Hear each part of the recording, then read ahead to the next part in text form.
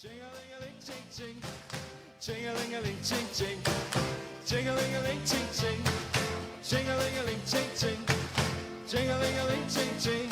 Well, it's fine and good, it's gold money, the old tomorrow way.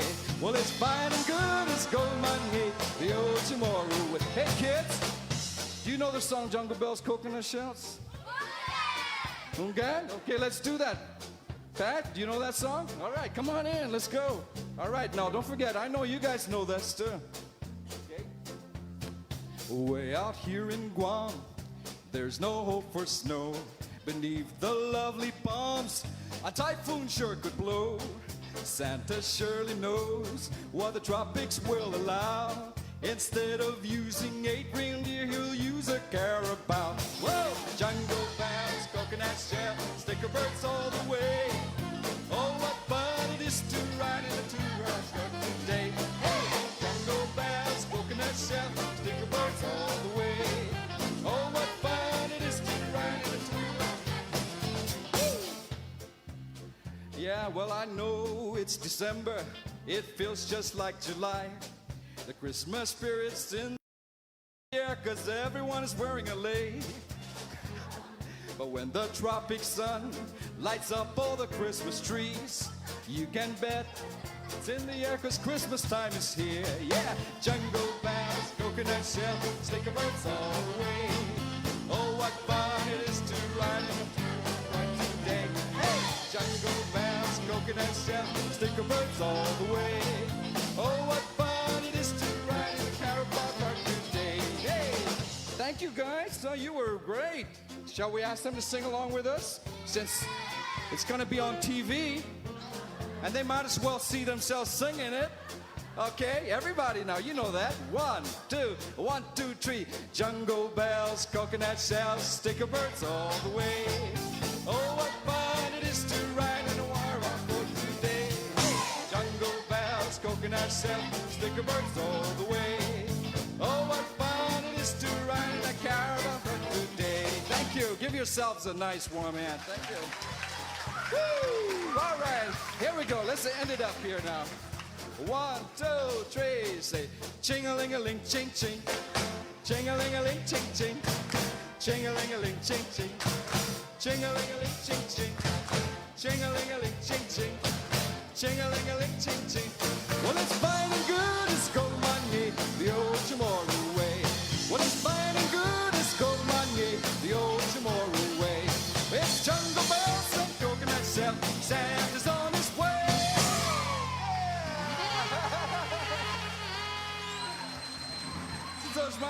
Thank you. Rosinha uli di sombranza tremach et zu ita saluda antes di niga Razzaus and malak estrezas durante in todo il memu a nogi distancia gumugubugi palu zangiman malak guafi Ikonum nasugi airi prebatu la noci nai banderata gaigi pues atan fanni bandera kau Esta pagua pumalapa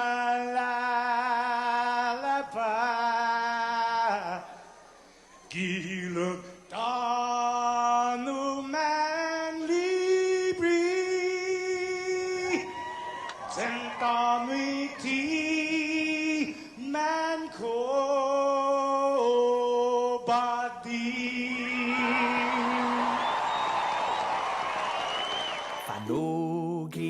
Samoru Puritanoda Kantai matu nanyagi todu ilugat Parai honra Parai gloria Abibai isla sin parat Parai honra Parai gloria Abibai isla sin parat Todo y tiempo y paz para kita dan gini langit na bendition Koncai piligu na fan sofuham Zeus protehis languahon Koncai piligu na fan sofuham Zeus protehis languahon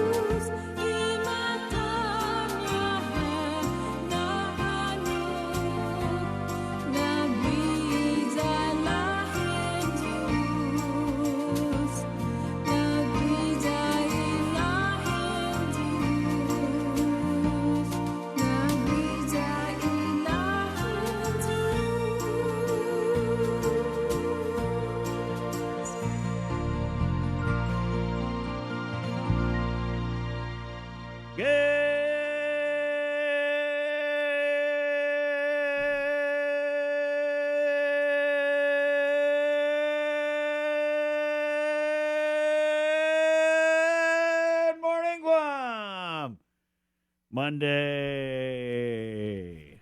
Good morning. Hey, Sabrina. Hey. What's up? Good morning, Jason. Wait, Joe, sir, can you Hey. turn back to the right where Yeah. the sky was like all pink and orange and clear? Because he panned from right to left, and it's like, wow, look at the beautiful sky. And Go back. Yep.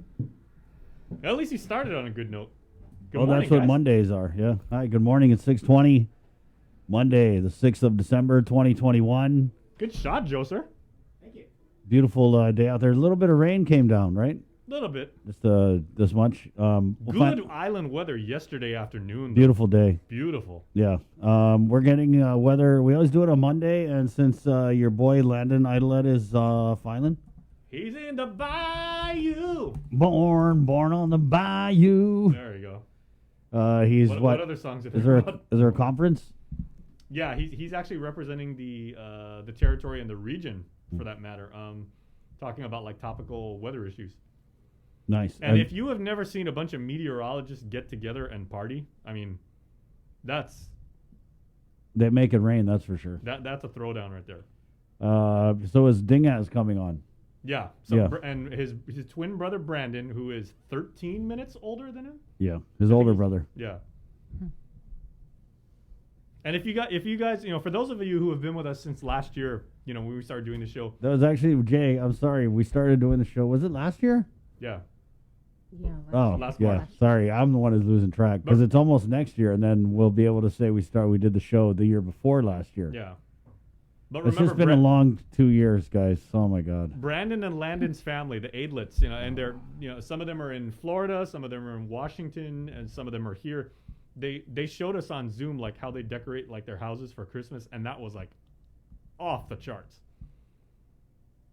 Mama Bear also did it too from Kentucky. I mean, she's got those train sets and everything like that. So, Yeah, and yeah. we want to see how you guys decorate your homes. Yeah, I for feel Christmas, like too. Guam is like we weren't sure what's going to happen for Christmas, but now that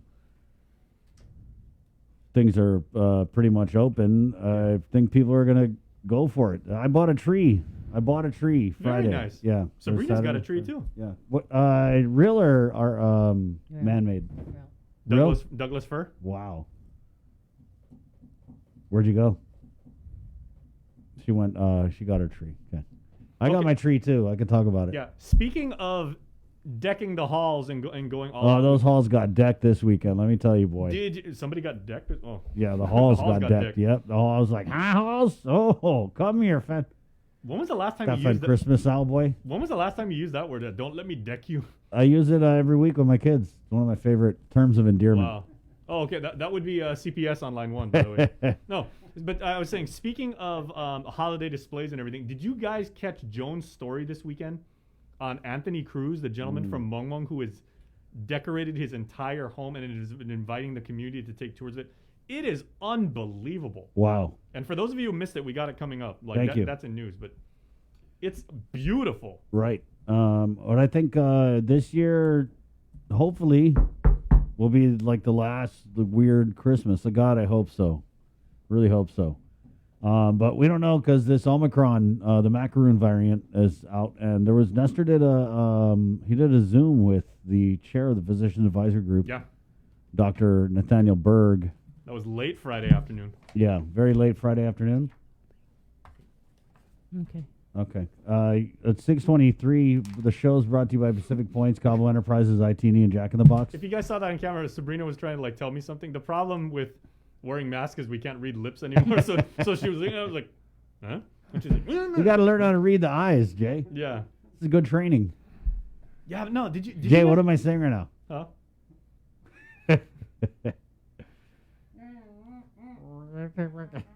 Well, knowing you Okay. and knowing your eyes and the way they light up when you think of empanada, I'm thinking something about empanada. I am hungry. Good guess. Hey, here's who's coming on the show today. Senator James Moylan is coming on because he had a press conference with Congressman Michael St. Nicholas. Mm-hmm. Basically, they're calling out the gov, saying quit hoarding the money, the American Rescue Plan money. Yeah, so what it centers around is, I guess the mayors are supposed to get this money, but then the governor's kind of gatekeeping it. She doesn't want to give it to the mayors. The congressman's saying, "Oh no, they deserve all this money. That's why we passed the whole ARP thing up in the Congress." And so now the mayors are they're in the middle. They're caught in the crossfire between Congressman St. Nicholas and the Adelup, the administration, Lou and Josh administration. And it's a tough spot for these mayors to be because the congressman is saying, hey, you guys should have all this money. Can you imagine if the mayors did have that? And we don't know how much they're getting. It's almost like the way I read it, it's like they're entitled to this big amount of money, but Adelup's like, yeah, never mind that. Here's $5. You okay? And what you You remember? good with that, man? You guys?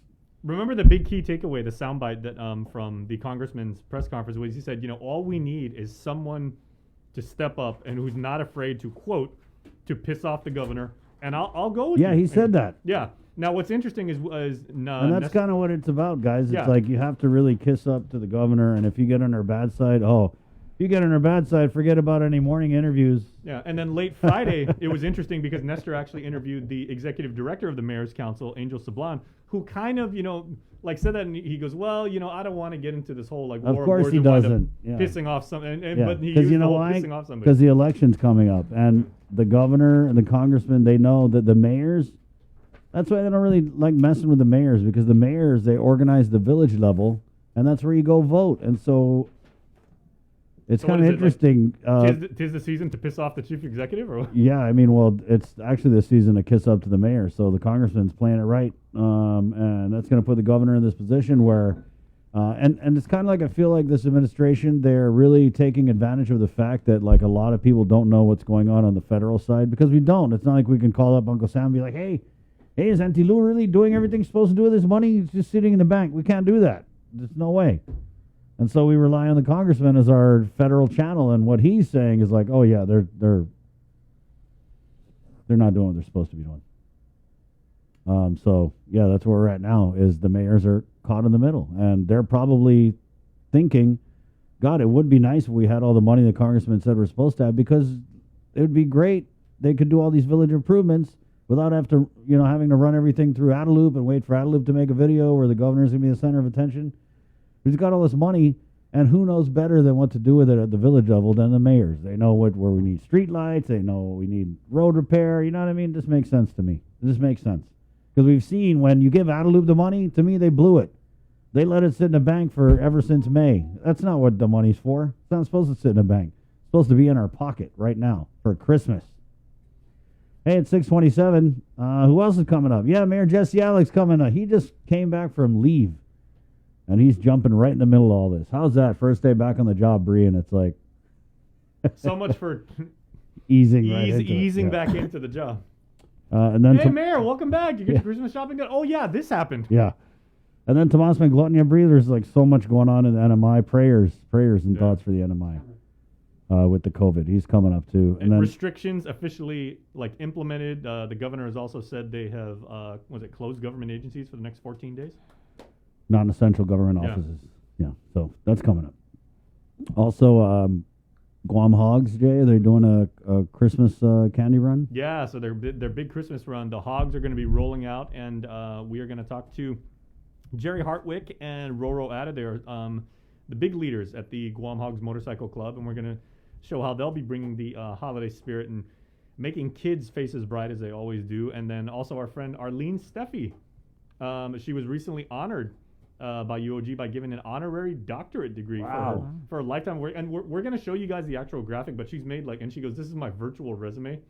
Who needs LinkedIn when you have this infographic that shows everything that our friend Arlene has done over the course of her career, starting at KUAM. She was in sales, and then she wanted to be a columnist, a radio show host. She's a filmmaker, she's a documentarian. That new show that she's got about fishing, It's really good. is fantastic. Man, it's so good. Shows shows the history of fishing on Guam. The significance it has on our culture, and what it really means to people.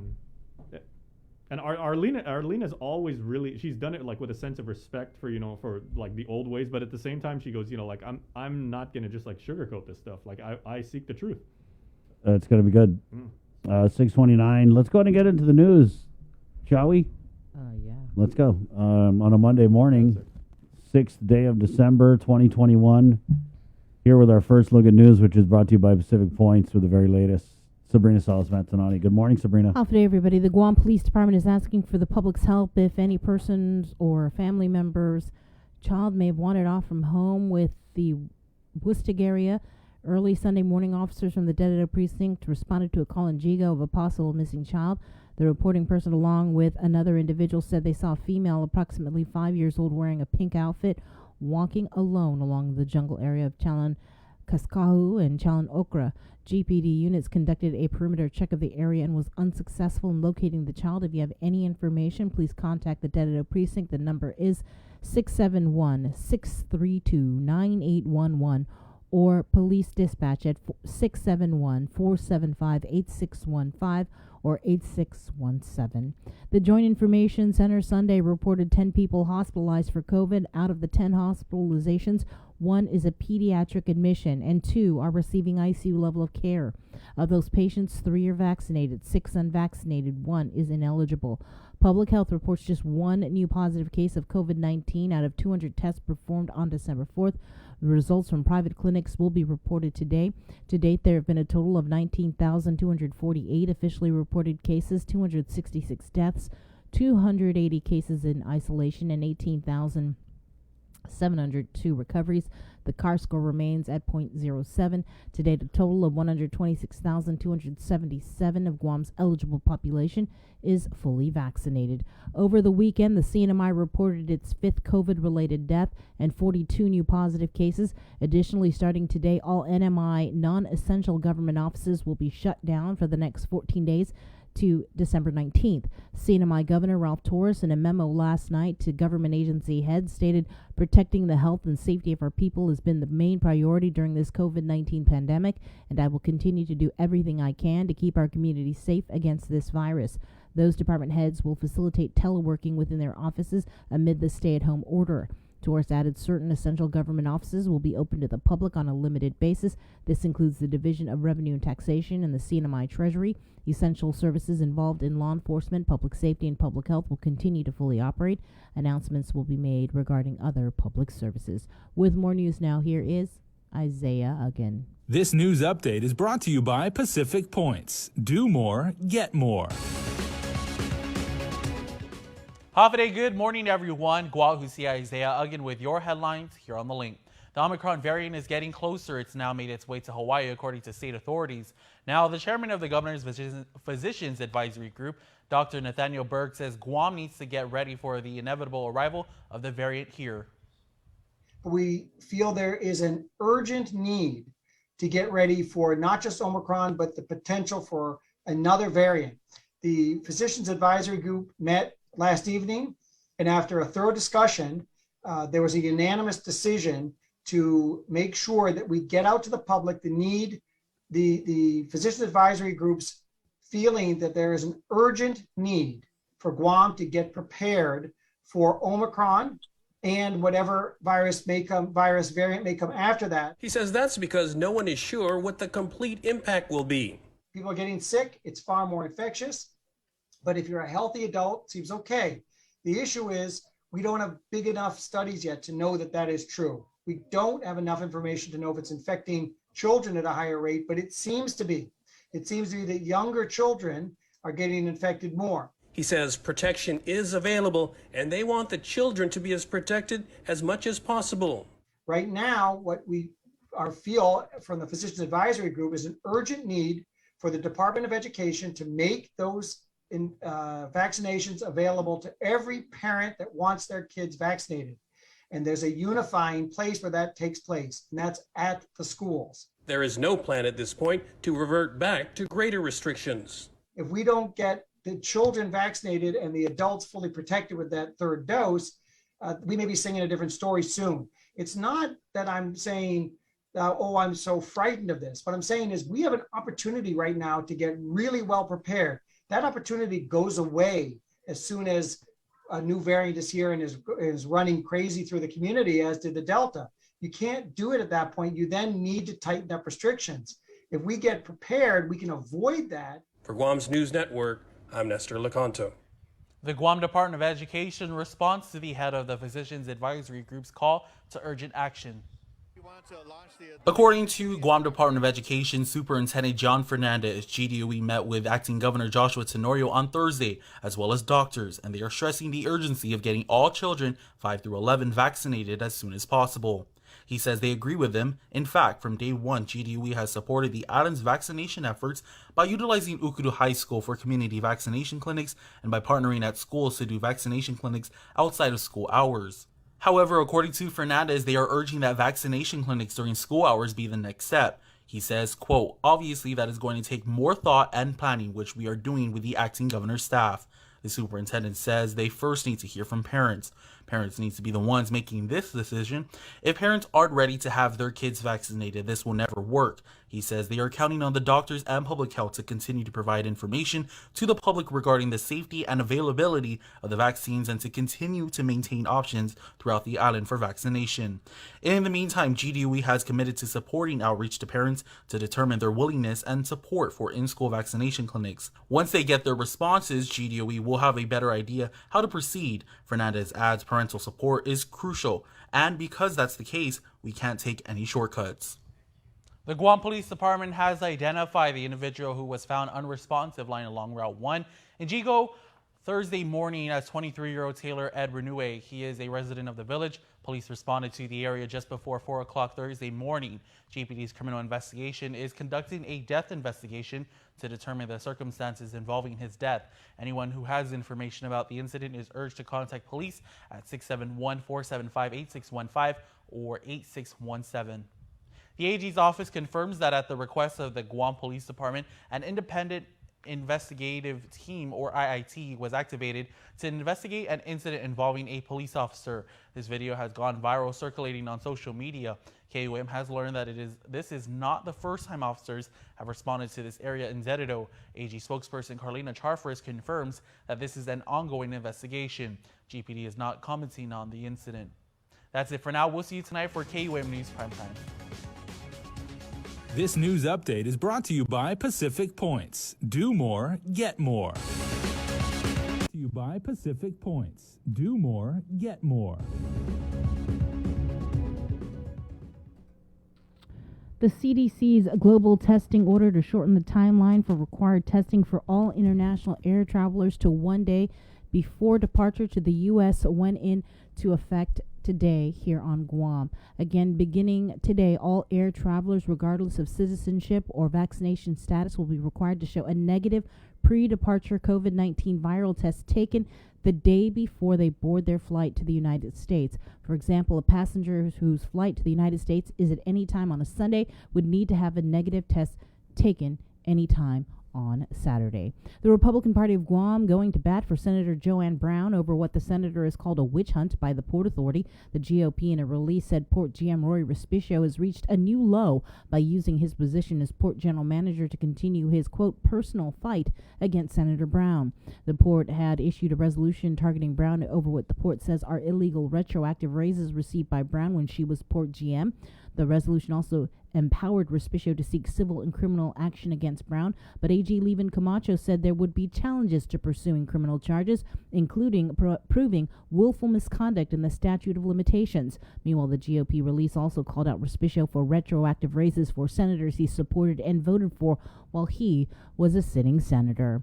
Senators head into legislative session today, and according to Speaker Therese Jalahi, they may have some heavy-hitting bills to debate. One of them is a measure introduced by Senator Amanda Shelton to appropriate $25 million in local monies to match the governor's Local Employers Assistance, or LEAP program, funded by ARP money.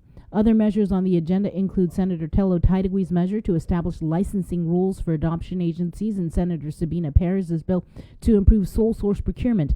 Session is scheduled for 9 o'clock this morning.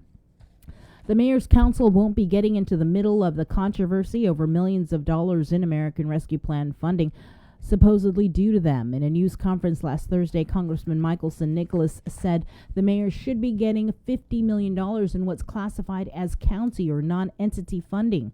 He charged that the governor has been ignoring the spirit of the law, misleading the public, and holding on to the money for her priorities. But but the governor's office said villages don't qualify as counties, and that is disingenuous to try and pass them off as such. Adelup adds that it will also result in lower overall funding for Guam. Meanwhile, MCOG Executive Director Angel Sablan reacted, saying he doesn't want to get into, quote, pissing contests between the governor and the congressman. He adds, quote, we're not clamoring on the governor's door and saying where's the money, because we knew all along that we're going to get the money. Sablan says they were assured they'd be getting $17.6 million in non-entitlement funds over 2 years. Adelup also told them that while they won't get $32 million in county funds directly, it will be spent on a wide range of village projects. Meanwhile, in a letter to CNMI Governor Ralph Torres, CNMI Delegate Khalili Sablan says that Speaker Nancy Pelosi told him that the NMI still has $21.7 million in coronavirus relief funds available. In his December 1st letter, Khalili noted that the funds expire on the 31st of this month, and the U.S. House Speaker requests an expenditure plan. Quote, it would be a tremendous loss to the Commonwealth if you were unable to spend all the relief aid Congress has provided to you. Delegate Khalili wrote to Torres, in addition, future funding will be more difficult to obtain if your government has a track record of not fully utilizing its money. The CNMI received $36.3 million from the CARES Act, meant to address the COVID-19 public health emergency. Khalili adds that as of September 30th, only $14.6 million, or roughly 40% of the money, had been spent, which he found out through Federal Pandemic Oversight Agency. The NMI delegate notes that Gov Guam spent all of the coronavirus relief funds. American Samoa had used 90% as of September 30th.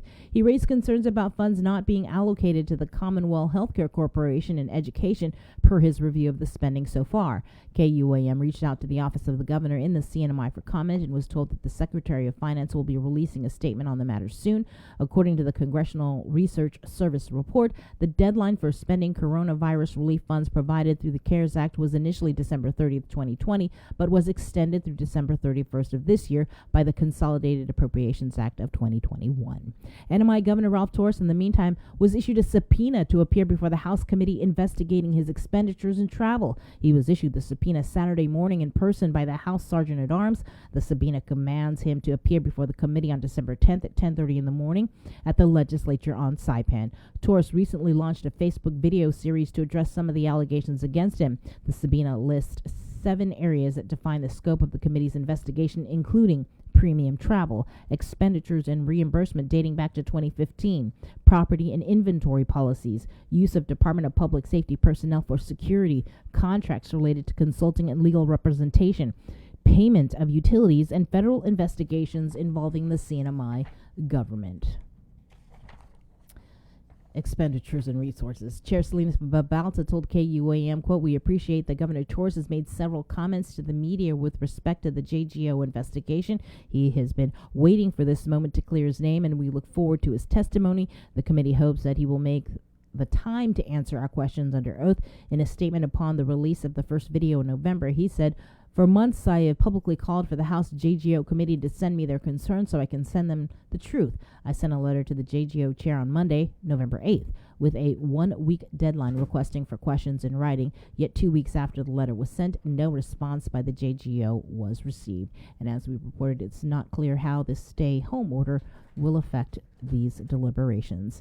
In lighter news, Joan Oguncharfers makes her way to Mongmong, where, tucked away on a quiet street, a man is opening up his home to the public to experience the holiday spirit through his Christmas village display. I'll be the first to admit, once December hit, I wasn't really feeling festive. That, of course, all changed when I stepped foot into Anthony Cruz's home. Christmas music blaring in the background, the aroma of cinnamon in the air, lights dimmed, and the temperature of the room cool enough to make you think you've stepped into winter. Hello, holiday spirit. Cruz says since 2013 he's opened up his home to family, close friends, and co-workers who all agreed he should open it up to the public. When I started doing the photo booth, when I donated my photo booth down to the Gani Shopping Center, that thing really inspired me. I mean, the Kanata family, the Doyle family, Auntie Donna's family, and Uncle JQ, they're just having their Christmas village. It inspired me really just to even have it at my home. I try to go big, and I'm everybody that comes in goes, you need to invite. And me, I love Christmas so much, I'll invite people into my home. Last year, he was unable to open up because of COVID. This year, I said to myself, I need to have that Christmas feeling back. I lost my mom and my brother it's hard, even just trying to put this thing away because I know they're not here. But like I did, I created a park for my mom. I bought a house, a Harley-Davidson house, and I dedicated it to my brother. There's also a section dedicated to Xavier Akima, a youth football player that Cruz coached who died in 2018. So since then, I told his parents I never want to forget him. I want to keep his memory alive. And so that's why every time I build a Christmas village, he's coming with me. Same thing with my mom and my brother. They're coming with me wherever I go. And if certain family members do pass away along the line, I'm going to add them in. And it's something where I keep their memories keep going. You know, and Christmas is what better way. It's just to keep them here, sharing the holidays with us too. He said normally he starts assembling the display on Labor Day. But this year, he started in October. But you would have never guessed with the amazing end result. Pieces intricately placed, some telling a story, others reminding Cruz of how far he's come in life. I once was homeless with my 2 daughters, and that really got to me. I never thought living on Guam I would ever become homeless. And when that happened, for a year and a half, I was living on the streets, going from friends to family, and it was just really hard. And I dedicated one portion of my village every year to depict what homelessness was at, and I wanted to keep having that one particular figurine. So it reminds me that, hey, never forget the hardship you went through, and if you can do it, so can other people. And Cruz, who works for the Veterans Homeless Program for Veterans Affairs, helps veterans find employment, and always tells them, if he could do it, so can they. Wide-eyed, I took in all the sights and sounds, from moving figures, working waterfalls, loud trains, and detailed scenes. You will leave smiling behind your mask. When I open my front door, it's like the magic just comes out. And I really want them to feel the magic of the holidays. The Christmas Village is located in Mongmong. All you have to do is take the road into Shop for Less and take the first right. You can't miss the festive holiday banner in front of the house. The Christmas Village is open 7 days a week from 6 p.m. to 9 p.m. until the end of January. All safety protocols are followed, from masks to sanitization between visits. Reporting for Guam's News Network, I'm Jonagan Charfris. And with your news in Chamorro, here's Kin Conception. Buenos updates to get soon to be finut sa morgan ni KUAM News. Presenta ni Familian Mizo gi First Hawaiian Bank.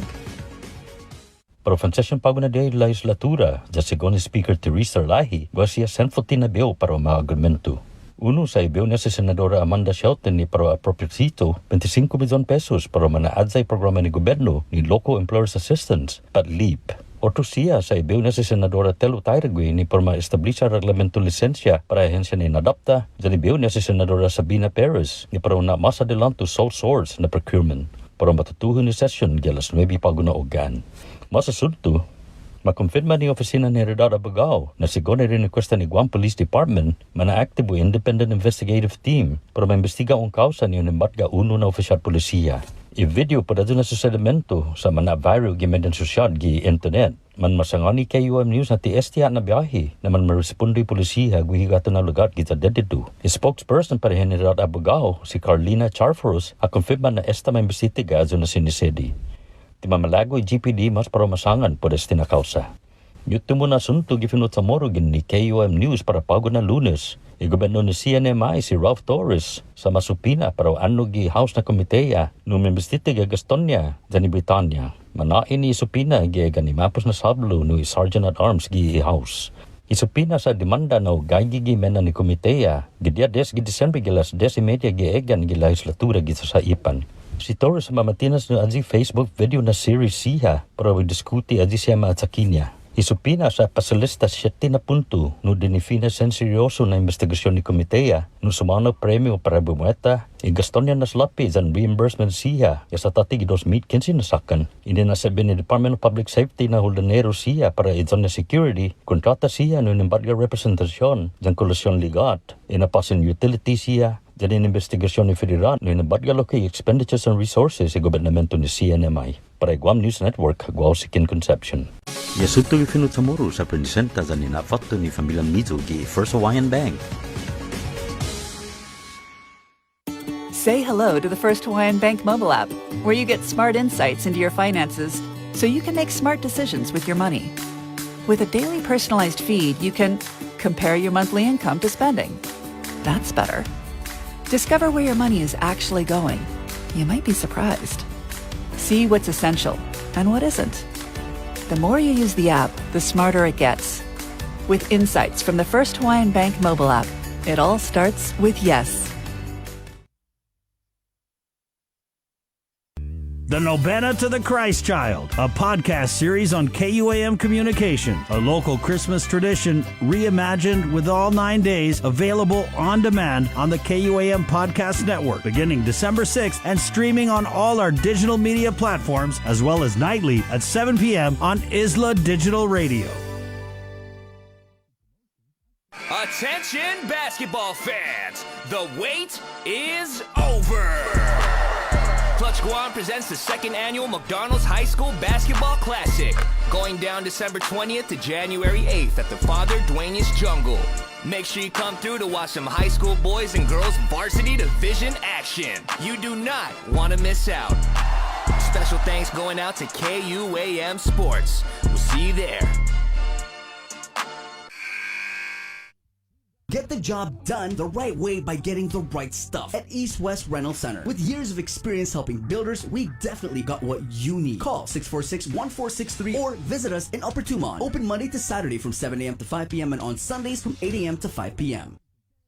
Marianas Irrigation and Landscape Superstore. Stop on by and visit our showroom today. We offer everyday low prices on all major outdoor power equipment like bush cutter, chainsaw, power washer, generators, and more. Need service, repair, maintenance? Well, check out Guam's best superstore only at Marianas Irrigation and Landscape, located in Barragata along Army Drive between Submarina and Besta Market. Call 735-7446 for more information. Now shipping to surrounding islands. Marianas Irrigation and Landscape Superstore. Do you feel like you're missing out on something? Make life more rewarding with Pacific Points. Earn and redeem points for bill rebates and free load at IT&E, discounts on fuel at Shell, vouchers at Foodies, and United Mileage Plus miles. You can even pay with Pacific Points at IT&E, Shell, and Foodies. Pacific Points. Do more, get more. GU Self-Storage, conveniently located near the Harmon McDonald's. We offer affordable rates, online payments, and auto bill pay for your convenience. Plus gate access daily from 6 a.m. to 9 p.m. Call us today at 648-7867 for more information. The relationship between Guam and Manila, Philippines is undeniable as we share similar cultural traditions, history, and heritage. With generations of Filipinos calling Guam home, KUAM presents a monthly look at the capital city, featuring in-depth and engaging interviews on everything from medical tourism to new business and government leaders. Veteran newscaster Nestor Lecanto delivers Beyond Our Borders. This special program is brought to you by KFC.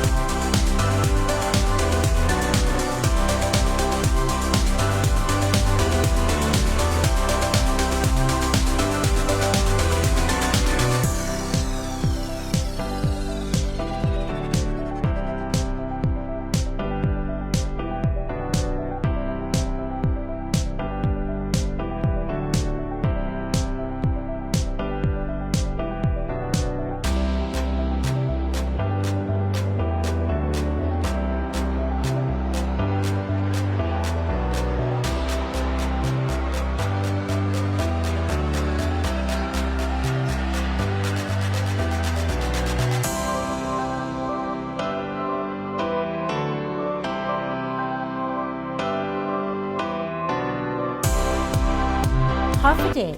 This is Governor Lou Leon Guerrero.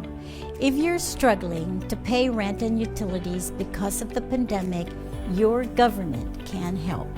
Our Emergency Rental Assistance Program provides direct relief to you. To date, over $6.9 million has helped over 1,500 households.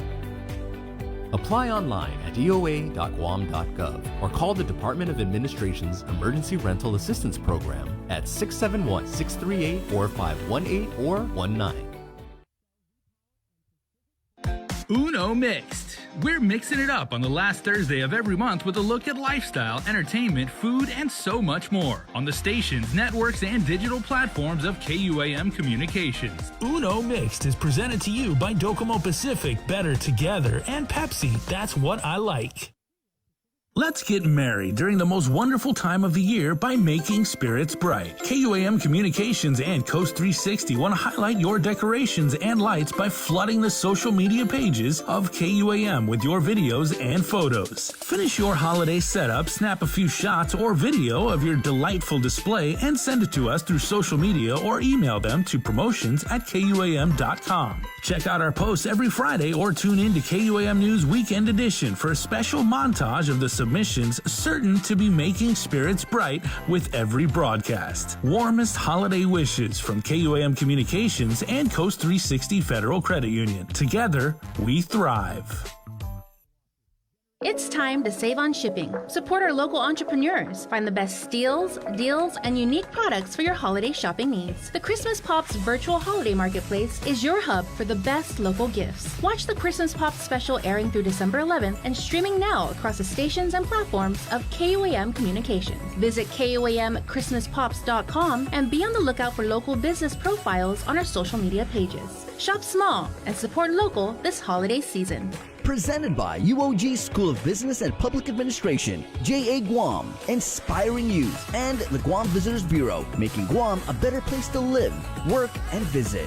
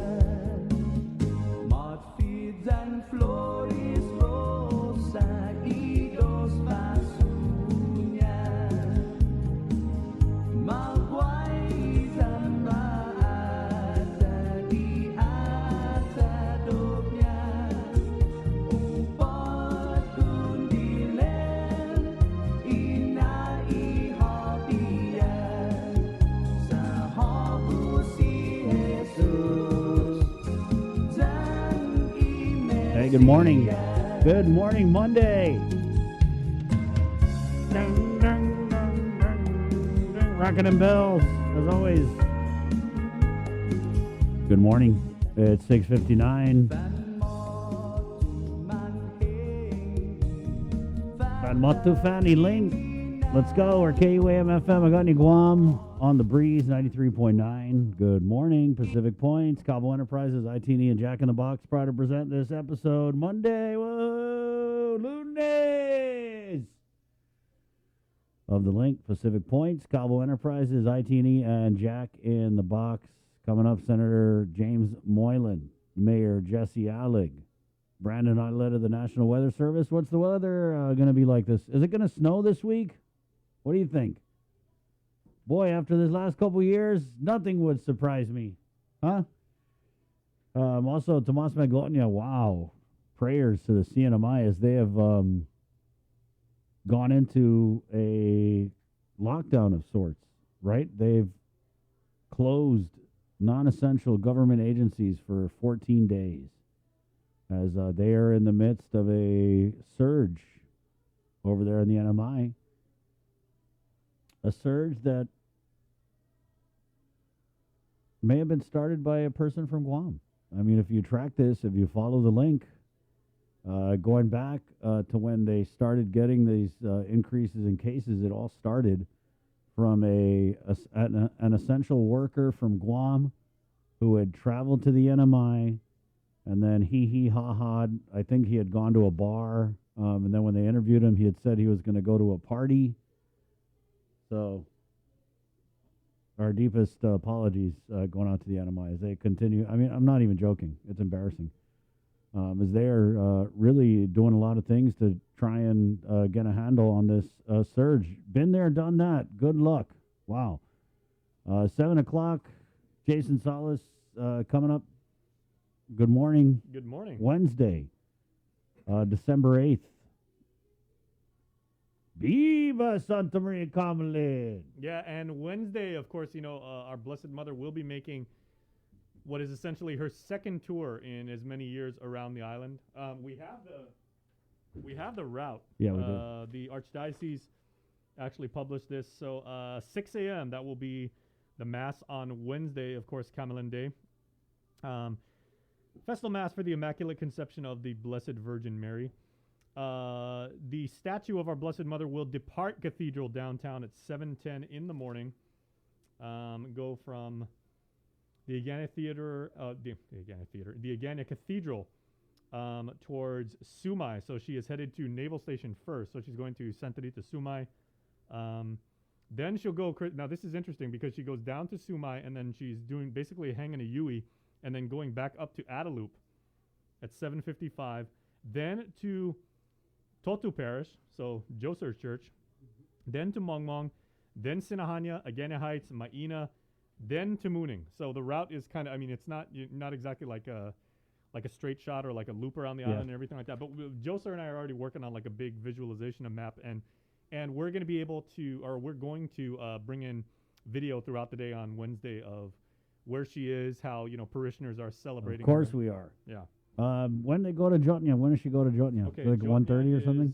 Let me see. Yeah, if you're wondering, it looks like she'll be up in the north around lunchtime.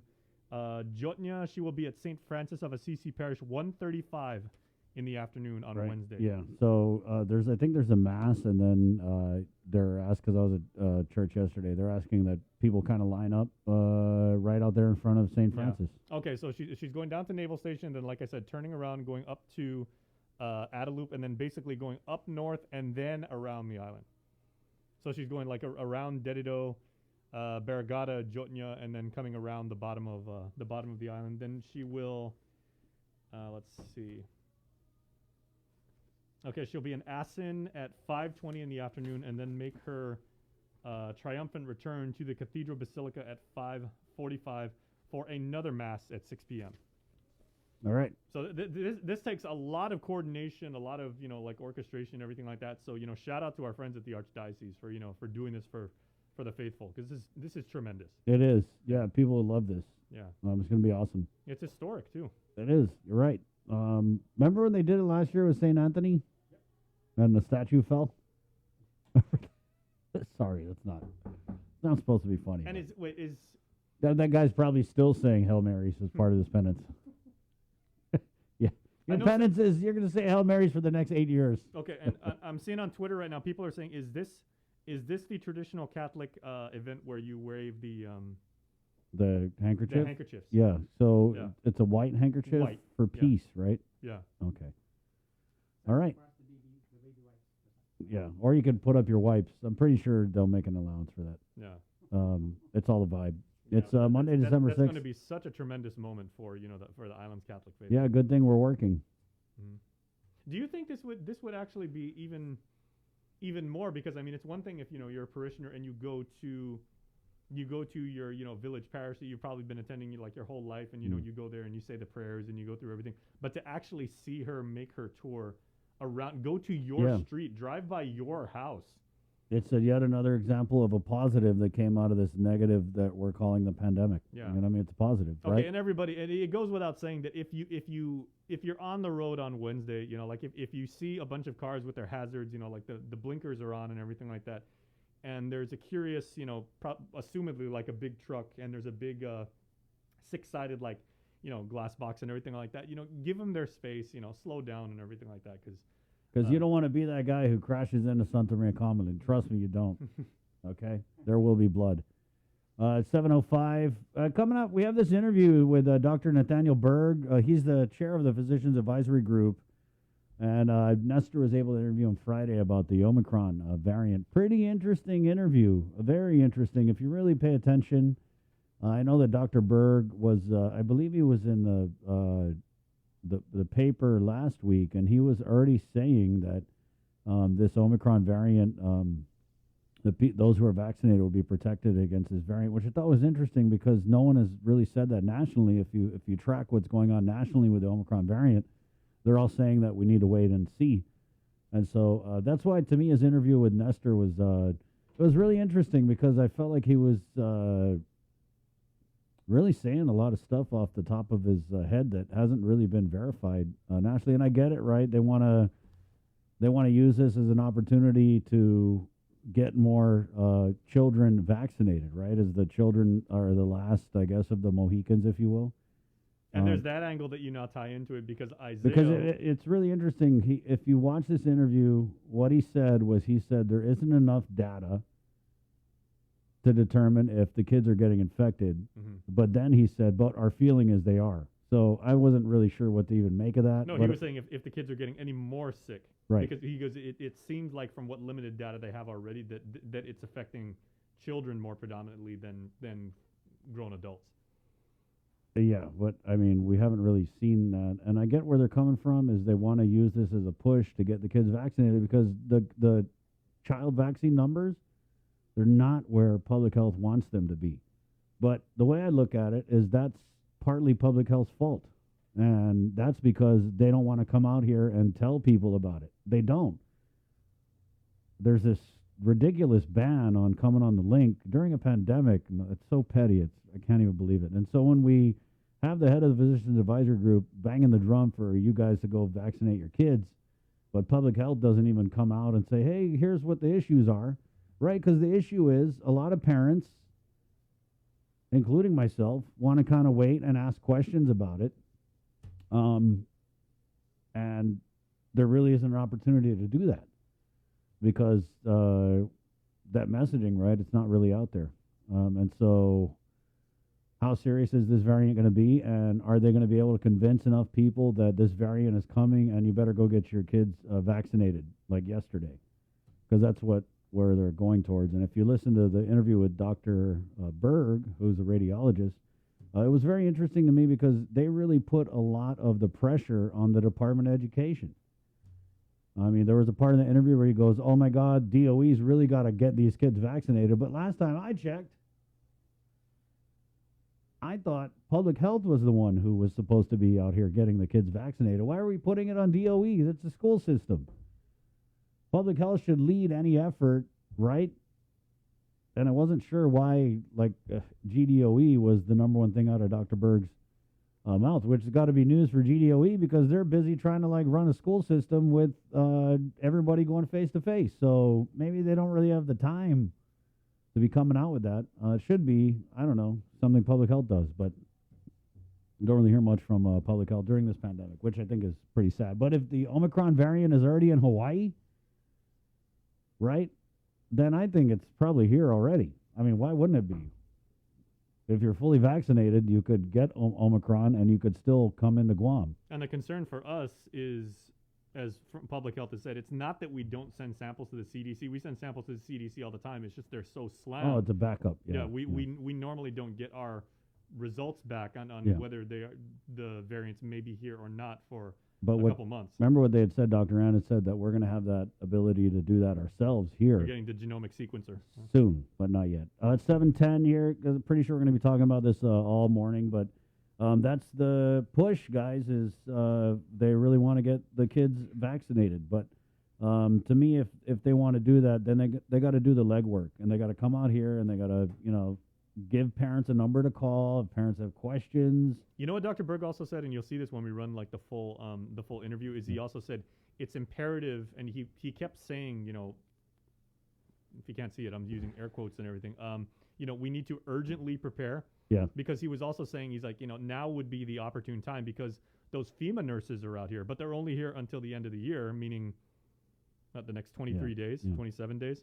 Yep. But that's just not going to work. It's not going to work to put it on the parents and be like, oh my God, Omicron's coming, go get your kids vaccinated. That doesn't work. So that's the other angle. Then John Fernandez with GDOE said, okay, and he told Isaiah, we had a story that ran Friday, and he goes, yes, we met with the physicians and everything like that. They told us what their best opinions are, and he goes, we agree with that assessment. However, we want to hear from parents first, because of course not every parent's going to be like totally on board with this and everything, and we want to at least consider their opinions. Yeah, and so what the discussion involved was with Dr. Berg in that interview with Nestor was they want to have school sites where they give the vaccinations, which is something they do in the States, but they actually don't do it during school hours. They do it after school, which to me makes more sense because that's when the parents are available, right? Newsflash, a lot of parents got these things called jobs where they work to earn what's called money to pay what's called the bills. So not every parent has the opportunity to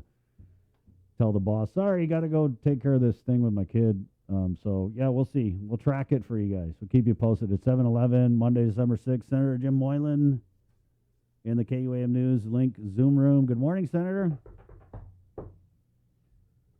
Morning, Chris. How was your weekend? It was, I put up a Christmas tree. That was fantastic. That's what I did this weekend. Right on. Yeah, good. How about you? Yeah. The ringing has stopped in my ear, but I was fortunate to be ringing the kettle for the kettle bell for the Salvation Army in front of GPO and our staff out there. And what was interesting is that the people really gave. Yeah. Maybe it has something to do with us trying to dance and ring this bell and play some music at the same time. But it was really nice to see folks give and kind of filled up our kettle there. So, and what I understand from the supervisor of the Salvation Army, they're managing the buckets at the different malls. People are giving, so that's a really plus. They can also use a lot more volunteers. After our shift, 11 to 1, there was not an ex-volunteer. They asked us if we wanted to stay, but already I was done shaking and rattling and rolling for that morning. So if other folks are interested, I'm sure they will be more than happy to accept any volunteers to be in front of these malls. So that was nice.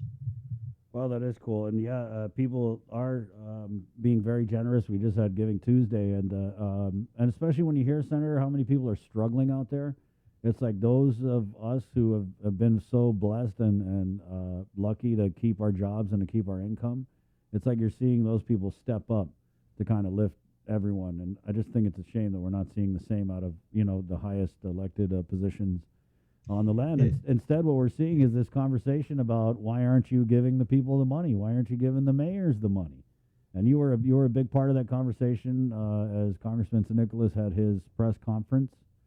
And it's kind of put the mayors in this interesting position where they've got the governor on the one side saying, I'm only going to give you $17 million. And then you got the congressman saying, you guys could get a whole lot more. Right?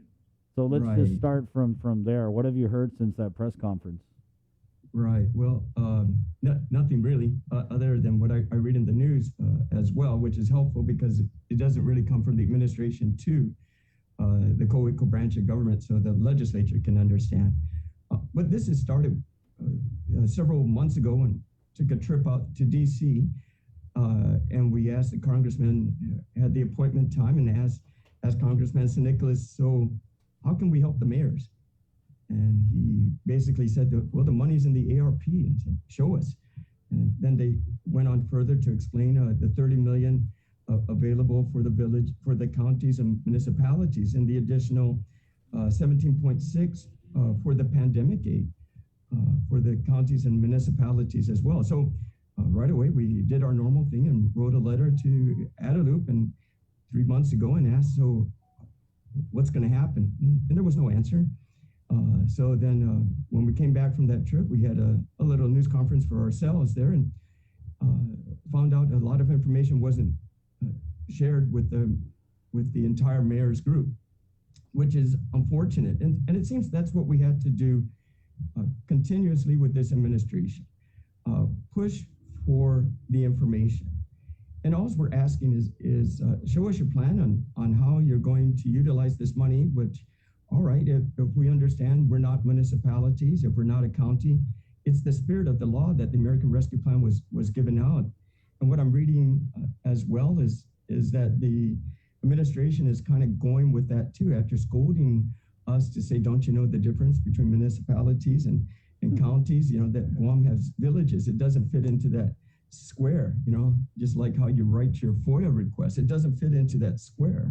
But what is the concept we're asking for? We're asking to help the mayors. And now I understand from different interviews that they are aware that this money is coming, and they believe they have a commitment. And usually you can, I could say my father's days, maybe a commitment was with a handshake, but nowadays, I'm not sure. Usually it requires, especially with federal money, some documentation which the legislature has been asking for to explain this so we can kind of work it in with our budget. But that's another interview story worth a few hours. But when are they going to get this money? And now if the intent is there, which was the whole idea, as the congressman was saying, as our office was saying, as I bump into a few of the mayors, over the weekend as well, and they're saying too, keep on fighting for us because we really don't know when this is going to happen. So we understand it's 2 years, but already the 17.6 million for the pandemic aid, half of that has already been released, 8.8 million since June. July, August, September, October, November, right? So, well, it does. If I haven't seen the plan and the mayor is saying there's a commitment, what are we waiting for? Is it because we want to do some roads in the villages and the supply for materials is limited? I don't know. Is it because the mayors are still determining how to divide this money up, if they even have a say? Because what the governor has told the legislature and she announced it at her National Government Association meeting, kind of saying, us governors were really strong, and I was able to stifle my senators on Guam telling me where we should invest this money. So I put them in their place. Is that the same attitude Adelup is going to give to the mayors as well? And I just hope we don't do that, where the mayors feel, since they're not a co-equal branch of government, but kind of fall under the, the wing of the executive branch. Don't piss off the governor. Oh man, I mean, I was embarrassed that she was making fun of you guys over there in Washington D.C. It was just a bad look. You know what I mean? Right. You go all the way over there on taxpayers' dollars, and you want to tell on a panel, a selected group of panel. Let me tell you something, my fellow governors. I know how to put my legislature, my senators, into check. Well, first, Governor, I'm not your senator, right? And nor are any of us 15. We're the people's senators. We were elected, so were you elected, and we're a co-equal branch of government. And it's our duty to not just say yes, ma'am, or yes, sir. It's our duty to double check and make sure it's doing correctly. The people call us up constantly asking for assistance. We try to help the mayors as well, who need the assistance too. But it's not necessarily that I want to rattle a cage. But if I'm not getting any answers, I'm not supposed to say, well, the governor didn't answer me. It's not too cool. But what is your job then, Senator? Just to sit back and wait for the next thing the governor doesn't answer you on? I don't think so. Likewise for the mayors, and that's where I think Congressman San Nicolas was saying too. It's time to say, let's get this going. Yes, there's a 2-year period you can utilize this money. So where's the plan? What starts in the next 6 months? What's the next year? And how does this work to make sure this money is spent? And how equally is it shared within the villages? Yeah. What's interesting to me, Senator, is this release that came out from Adelup, and it was kind of like chiding, right? Like, oh God, we don't have counties on Guam, we have villages. I mean, I get it that technically they're not called counties, but each village is made up of little areas that, to me, why wasn't the conversation instead, hey, we'll get you more money. Yeah, we'll find a way to argue you guys are counties. And then on the other side, Senator, it's like the administration came out and they're saying we're going to give, but when we talk to the Mayor's Council of Guam president, they can't even get their COVID differential pay. So why is the governor being so tight and greedy with this money, and the mayors, they can't? And who earns this COVID differential pay? It's not necessarily the mayors. It's their staff. They're hardworking, working people who are shoveling up dead dogs, picking up trash, delivering them Manamco meals. They can't even get their COVID differential pay. And we're supposed to sit here and be like, okay, Auntie Lou, you're going to give the mayors how much million? Oh, whenever you're ready. Thank you. It happens again and again and again, and that's just the leadership of our current administration. When we have all this money, and so just because our villages didn't qualify for as counties or municipalities, now the money is still there. That's an additional, let me see, 40 or almost $50 million more on top of the 553. So it comes closer to $612 million that totally that Guam will get for ARP. And it's waiting, 8.8 has been there for villages since June. Why can't we start now? Why can't we pay the COVID differential pay? I'm sure that's all available there too. They sound like they're really concerned that when we start spending this money, it's done properly. I guess we learned from our 13th floor with the CARES Act, right? So that's okay. That's fine. So now, so implement.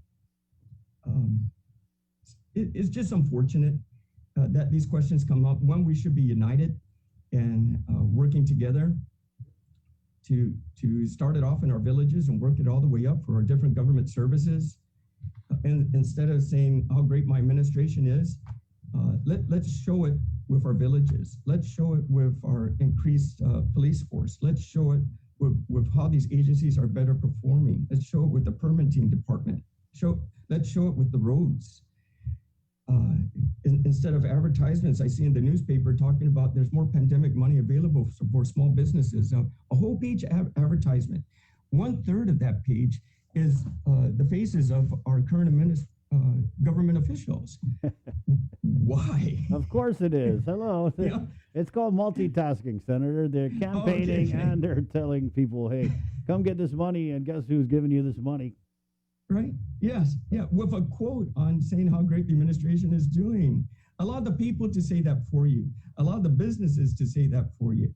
Let them pull out an ad for you. But Senator, I just got to say that if it was a Republican governor, I'm pretty sure it'd be the same thing. Your picture would be up and they're like, hey, it's just the nature of it's politics. I mean, but I get it, and I'm glad you called it out.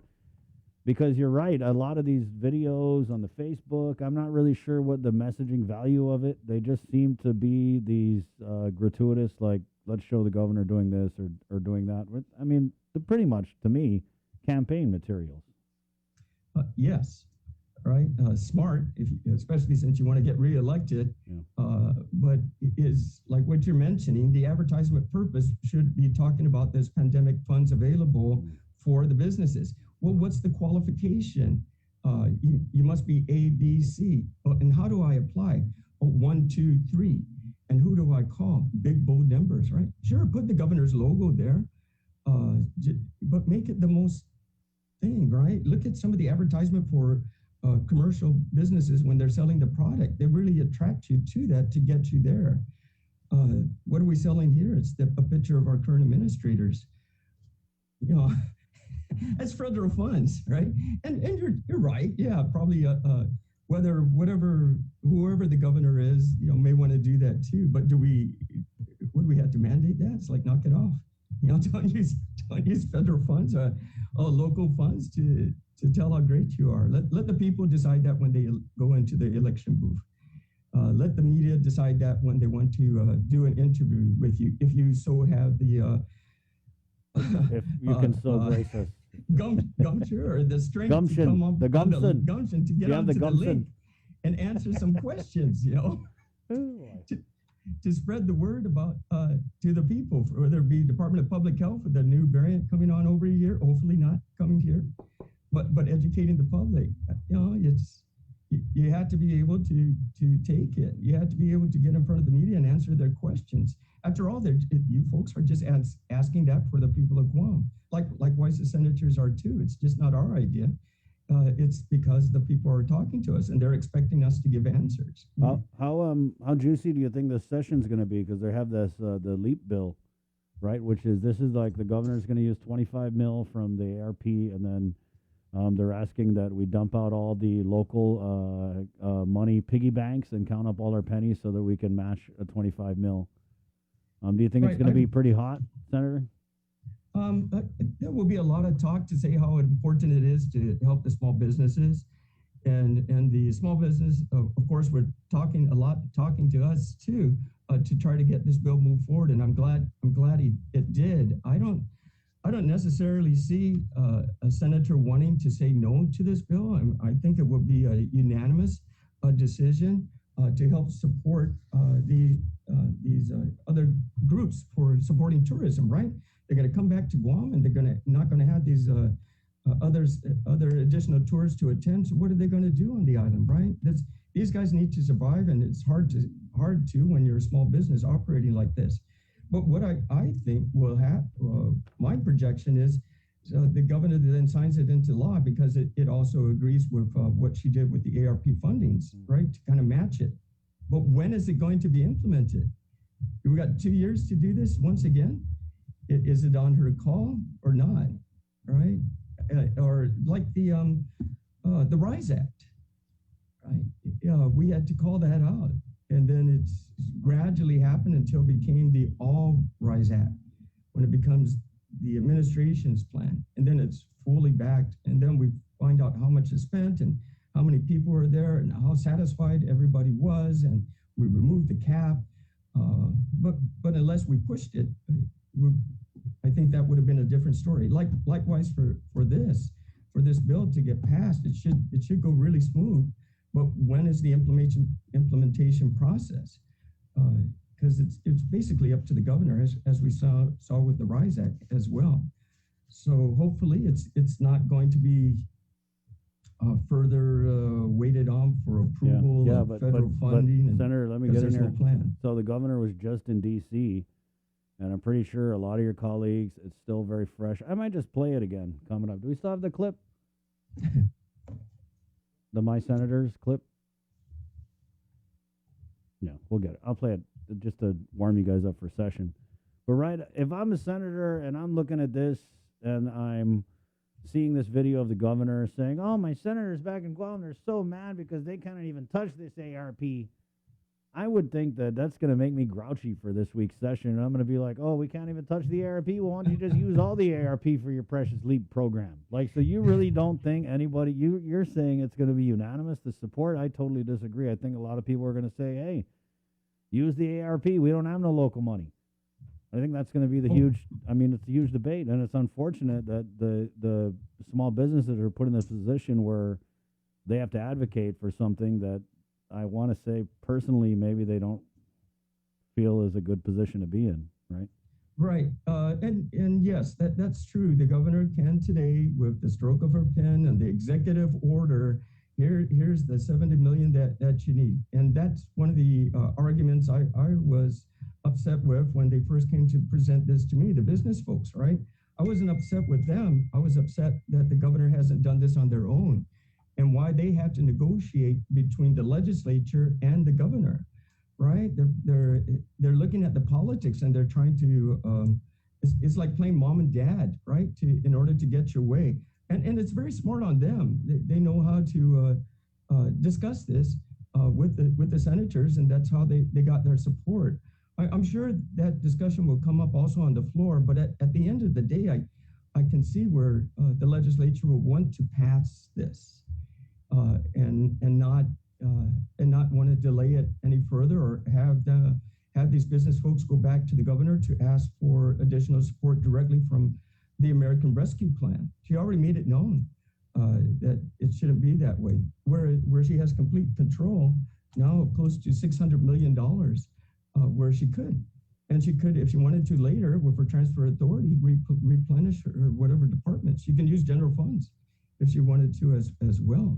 She doesn't even need us to dictate where this money is going to come from, right? Yeah, I mean, she could give you guys the week off and this morning say, executive order, 50 million LEAP program, wham, bam, thank you, ma'am. That's it.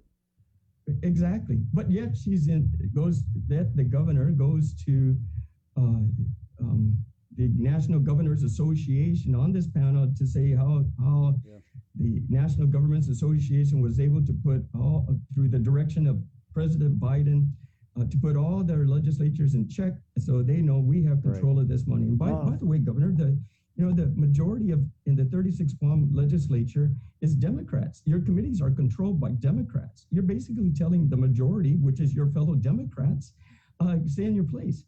And it's not necessarily that we're a co-equal branch of government, but it just stay away. Don't write me. Don't call me. Just listen on whatever channel I am on. Though it won't be the link, but just listen to what I had to say. It's so unfortunate, and to go over there and boost it like that.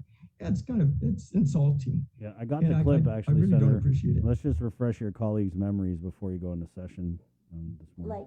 Look how we were discussing about the ARP, and one of the things that we wanted is for the governors to have discretionary power over the ARP, and that happened, right? We were given, and I'll tell you, my senators in Guam are very upset because they cannot appropriate the $596 million that. It gets me that little laugh. Whoever that governor was like, stupid senators. Oh, you got stupid senators in your place too? Oh, yeah, we got them too. Yeah, and I totally disagree with that statement. It's our duty as legislatures. Yes, Organic Act, you got it, Governor, spend it, but it's still our duty. It's our job as legislatures to make the voice heard on the recommendations on how this is to be spent.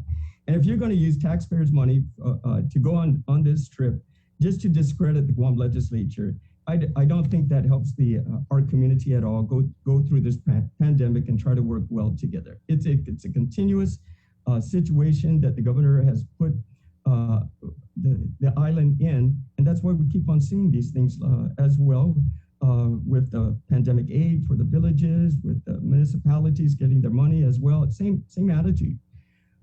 But at the end of the day, this is our governor, and this is how things work. So we still continue to fight, and we still continue to raise our voice, and hopefully and pray. And as the Virgin Mary's or Santa Maria Cumberland statue goes around in my village on December 8th around 9:30 in front of Tumon, I'll be waving my white handkerchief too. Help me. Not your white flag, though, I hope. Yeah, that's right. Thank you, Senator. Thank you. Okay, there you go, Senator James Moylan. Mayor Jesse Alex just a couple minutes away from jumping on the show here.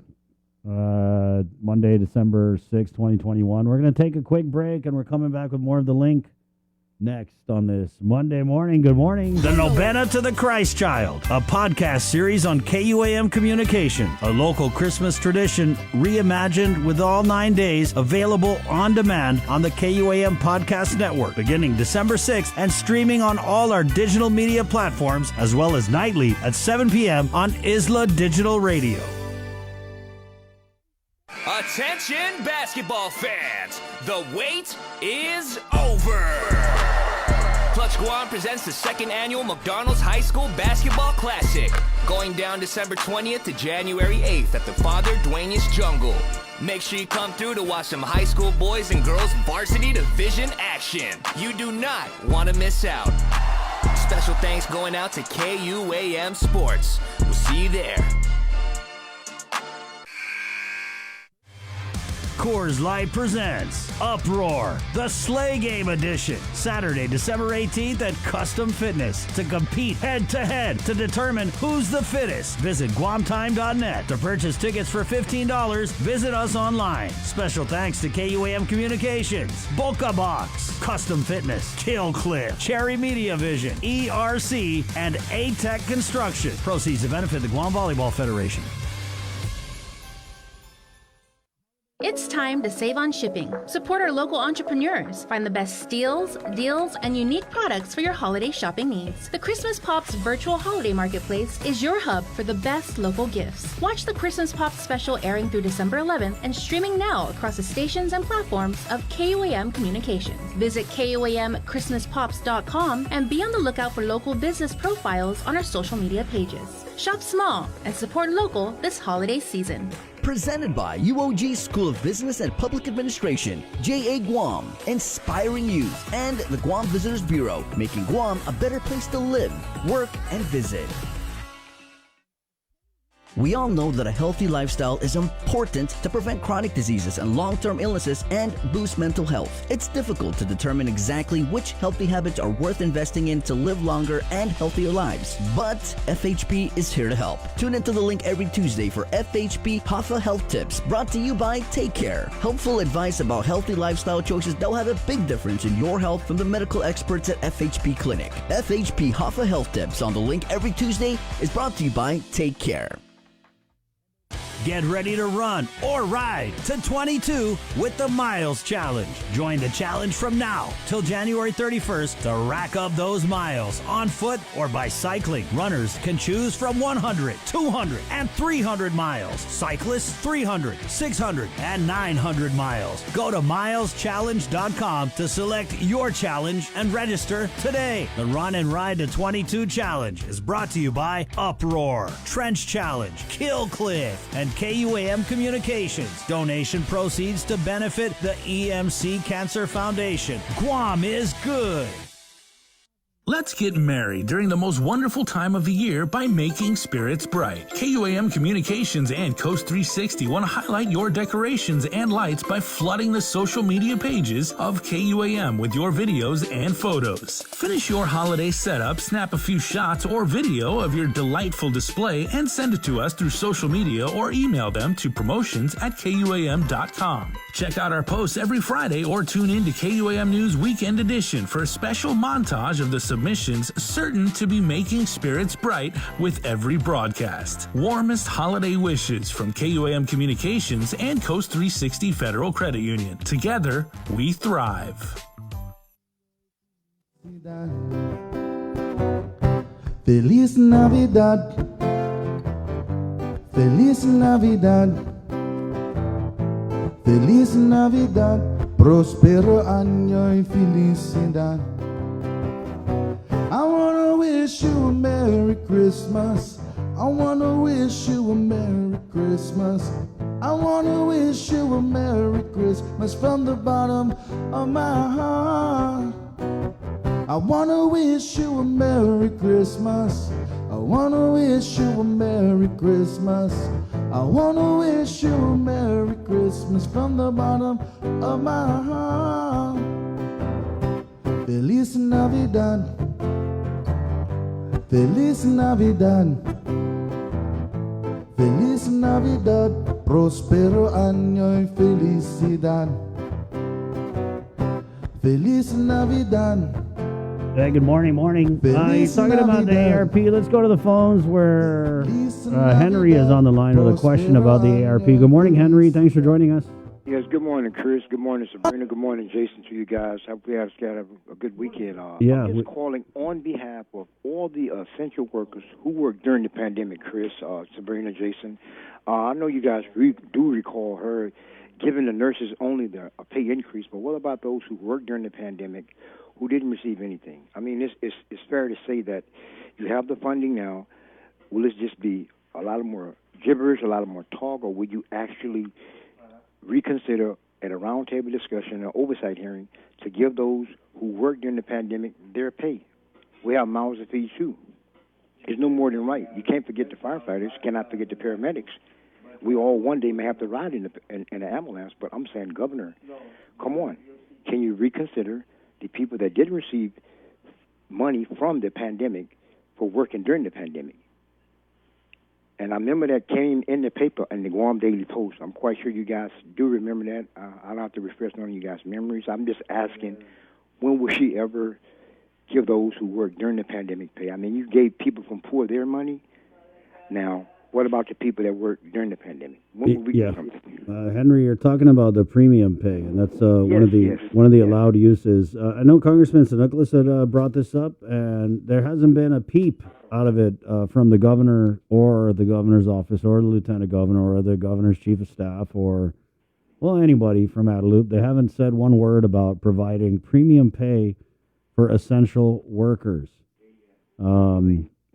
And that is one of the allowed uses. Local governments should provide a bonus or hazard pay to essential workers, those who continue to work throughout the pandemic. Chris, you know where I'm coming from. I mean, we worked during the pandemic. All these trucking companies, J.L. Baker and Sons, where I work at, CTSI Logistics, JMT Heavy Equipment.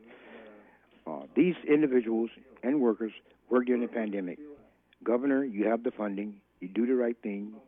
You wanted people to vote you in. You can handle this position. You have to be more transparent with the public. Totally agree. Can I also just add media to that list? Because media was deemed essential, and we actually worked throughout the course of this pandemic. And so I know the governor doesn't like the media. Yes. But we're entitled to it as well. Well, Chris, I really appreciate everything you and Jason, Sabrina is doing, keeping the public informed. I really wish you can bring this back to her, the front of her memory, and just ask her, okay, we got people out here that work during the pandemic. Will you ever use some of the funding to pay those premium pay to those who work during the pandemic? I mean, you receive poor checks for $900 every Friday, the guys that got unemployed, they laid off during the pandemic. So now you had money and funding to do that for premium pay workers, but you didn't do that because the only one you gave raise to was the nurses, probably because she was a nurse by trade, by occupation.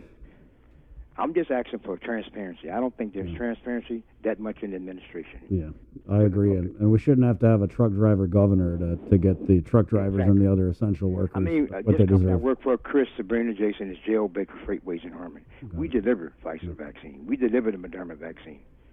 So I'm wondering, or have you forgotten about us, or are you not going to give us anything? Well, she's hoping you don't know about it. That's the read I get.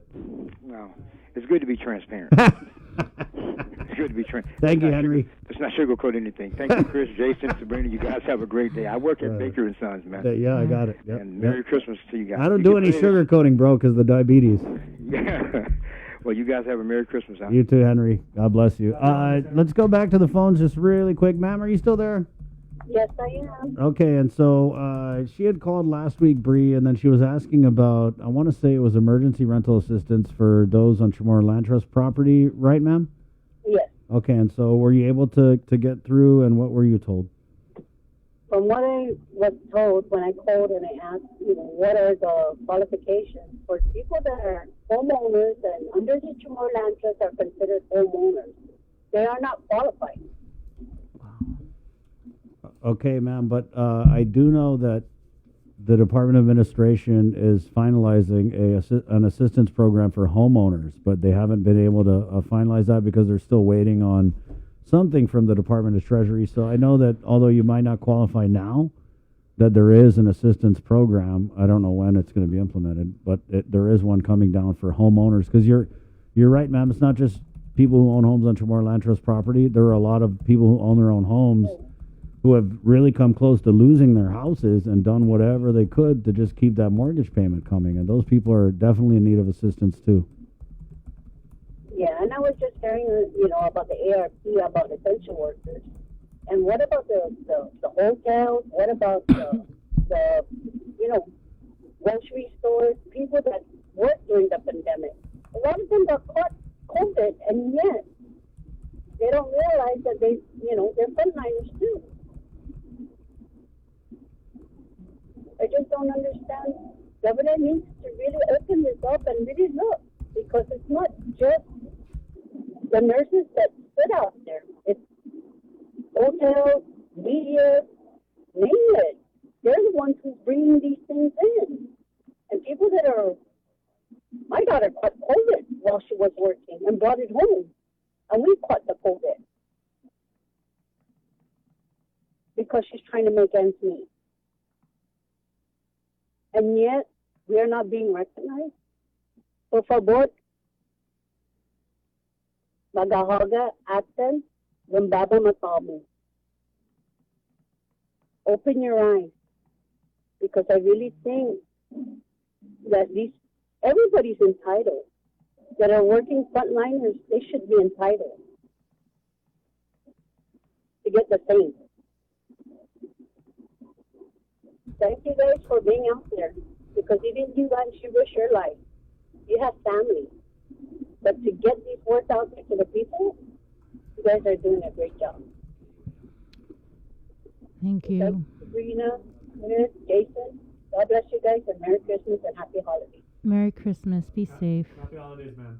Okay. Thank you. Thank you, ma'am. Okay. All right. I think we got one more here. Sir, welcome to the link. Good morning. Buenas, Chris.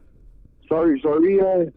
This is Ed. This is Chalo Ed. Viva Marianas, Viva Guam, Viva Link. There you go. What's up, Ed? How are you? Good morning. Hey, buenas, Chalo, Chris. I'm Kini Kuo. You're older than me, so you know you're like a China, but Chalo. By the way, just want to say there's more than enough money out there, Governor, for you to help all these people in the Chamorro Land Trust that are living out of like shanty homes.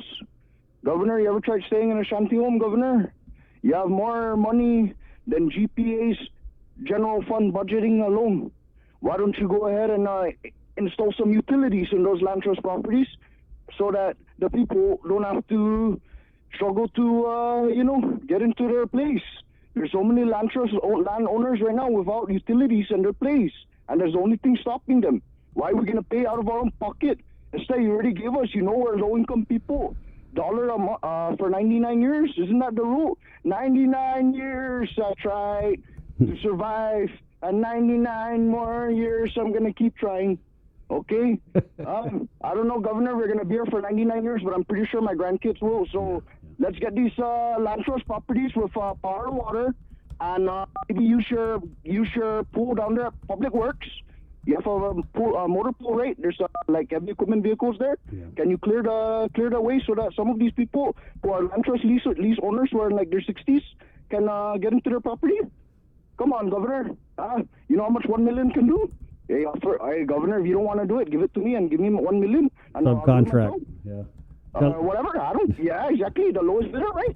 The lowest bidder. Thank you, Chaluet. Okay, right on. Yeah, the senators in their plan and their collective wisdom, they did want to put, I think it was $25 million to the Chamorro Land Trust, exactly for what Chaluet is talking about. But I'm just going to say, with the way the governor's treating the original landowners at Eagles Field, I can kind of like jump to conclusions and figure out what her attitude is about Chamorro Land Trust lessees, because it kind of seems like we don't really care so much about the so-called little people, which is unfortunate. But you know what? They ain't stupid, as you heard from those last few calls. They're definitely not, and they are paying attention. 748, someone else who's paid attention, probably didn't want to pay attention his last few days of leave, but it is what it is. The Mayor's Council of Guam, President Jesse Alleg. So did that press conference from Congressman Michael San Nicolas, did that kind of ruin your last couple of days of leave, Mayor? No, not at all. Well, I was not able to attend it because, even though it was virtual, I could have, but that was just it was a medical appointment day.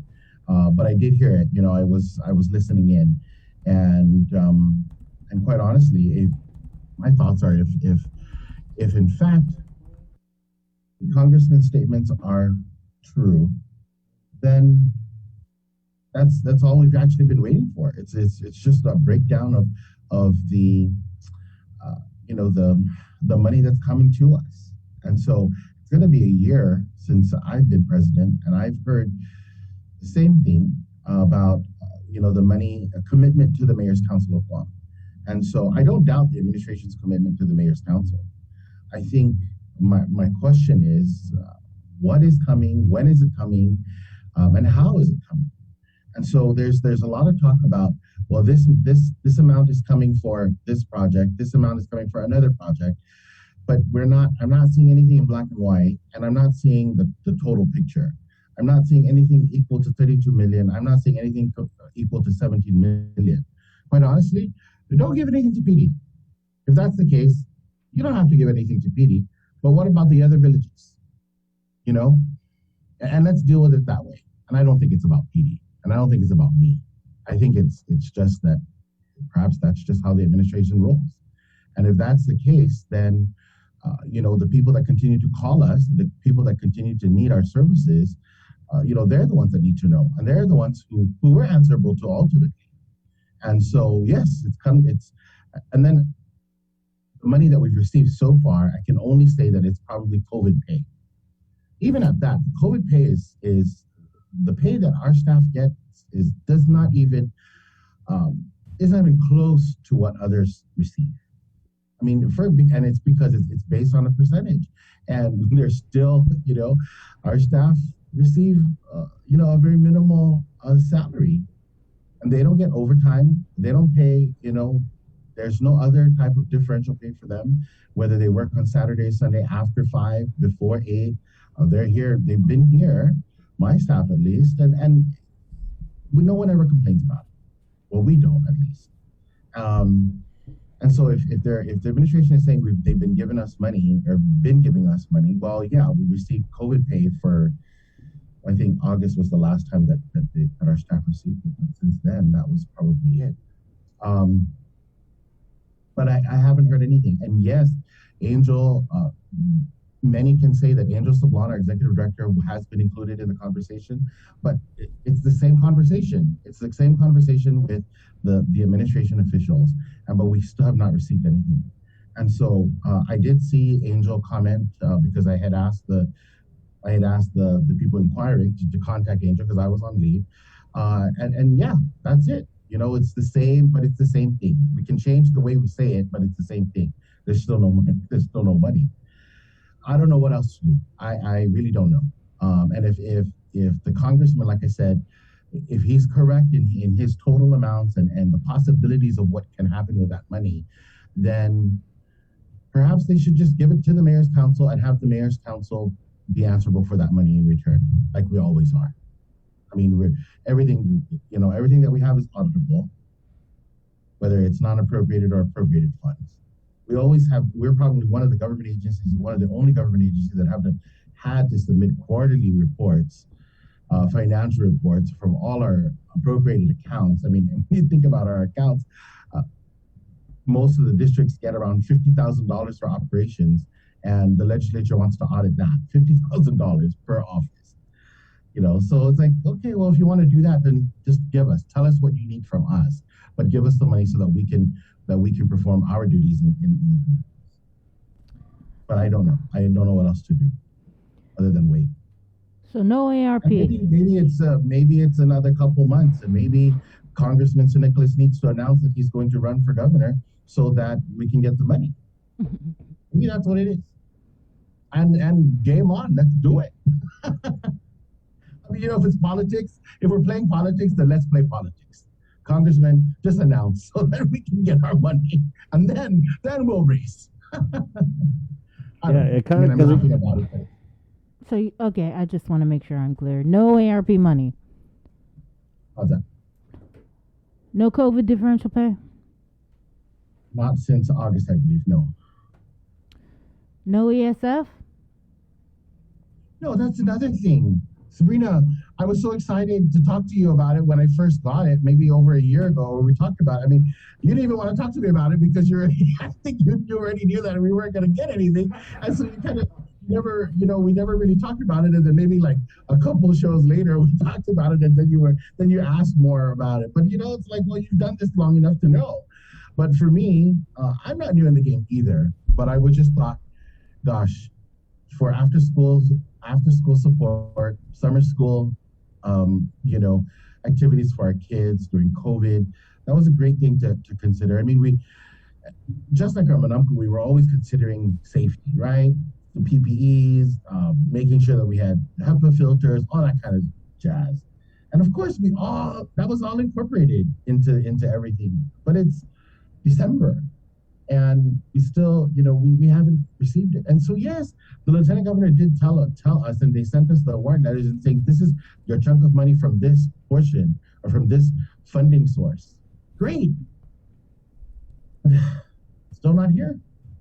I mean, and how do you, and the thing is, the government of Guam, it's difficult to spend money in the government of Guam because we have to follow rules, guidelines, procurement guidelines. And so you're going to give us a large chunk of money at the last minute and tell us we have to spend it. We have a certain amount of time to spend it. Whether you tell us it's a year or 2 or even 6 years, it's still, there's still a process. And even to get a quote. So there was a GIDA, and I'm just bringing it up because of all the money that we're hoping to get. GIDA had this grant, they opened up some applications or allowed us to submit applications for the QC grant program, that $25,000 up to $25,000. We couldn't even get a contractor out to give us a quote on a small project, $25,000, less than $25,000. We had to push. It's like, so if we're granted that $25,000, we have to spend it within a year. Who's going to want to come out to quote us again because we have to follow a process? So it's like, unless the administration knows that they're going to throw us all these contractors and all these vendors, then great, and perhaps that's the case. Perhaps that is the case, that there's, they're going to release this money and they're going to say, okay, well, Mayor's here. You've got these heavy equipment operators, these contractors, these vendors, and they're ready. Come and give you a quote. And that's our saving grace, and that's going to be the best part of it all. But at this point, we're going to be fighting tooth and nail to get vendors out. I mean, even I'm rambling, but when we had the $20,000 for the senior centers to fix the DOI money, even at that, all the centers that had the $20,000, it was so difficult for them to get people to come out to have quote on their facility repair. Mm-hmm. And that's because either they didn't have the workers, it was during COVID, or it's crazy. So how are your I know that your employees and the mayors as well, 100%, giving 110, 50% every single day. But what's the morale like to know that you guys have been kind of like rejected, dejected? Well, we're hoping that. Well, we hope neglected, with that, right? But at the same time, we hope they don't always hear that. It's not a positive answer. I have to say that they're doing okay. I don't feel like anyone in the council is upset and does not want to come to work, does not want to perform their duties. I think as mayors and vice mayors, we take care of our staff as best we can. Make sure that their morale is okay and they want to come to work and do the service, perform the service to everyone. So you mentioned, you were off island, and you mentioned earlier that Angel was the one tasked to respond to the media. And in the response, he did say that mayors were assured they'd be getting $17.6 million in non-entitlement funds over 2 years. Is that an accurate statement? Is that what you've been hearing? So that's what I've been hearing, but that's verbal. And that's what I'm saying is, okay, so give us a breakdown of how you're going to give it to us, because that's what we're waiting for. We're waiting to see. So how are we going to break down the 17 million? And is it all going to heavy equipment and operators? Is it all going to recreational facilities? What is it? How is it being applied? Mm-hmm. Because we've asked the mayors to come up with different lists on what their, different wish lists and how they want to use this money in their village. But we don't know how it's going to be transmitted to us, whether they're going to pay for it, and we're not going to see the money. We're just gonna send in our list, and they're procuring everything for us, or are they depositing the money into our accounts and we give an accounting of it afterward? Whichever way. Mm-hmm. But that's just $17.6 million over 2 years. But then Angel also said that they won't get told them that while they won't get $32 million in county funds directly, it will be spent on a wide range of village projects. These wide range of village projects, $32 million, is that based on your wish list, or do you even know? I don't know. And yes, I've heard that as well. But then that's what I'm saying is I cannot see it, because Sabrina's telling me 10 million, Chris is telling me 5 million, Angel is telling me 7 million. And am I just supposed to count that up and say, okay, that's 32 million, that's 17 million, okay, we got it. But I'm not seeing anything. I'm sorry, I'm just saying what Angel's saying, who was apparently talking sorry, I was just about using your names as an example. I should have used other examples. I'm not pulling this out of thin air. This is no. what I he wasn't said. using your name. I was using it as an example. So what I'm saying is that different people have assured me. So since that virtual conference last week, I was hearing from different administration officials, because they do communicate with us, and that's not the problem. Communicating is there, but I'm just hearing it. And I'm hearing it from one person, one amount from one, another amount from another. So they're writing a check with their dog and that their mouth cannot cash right now.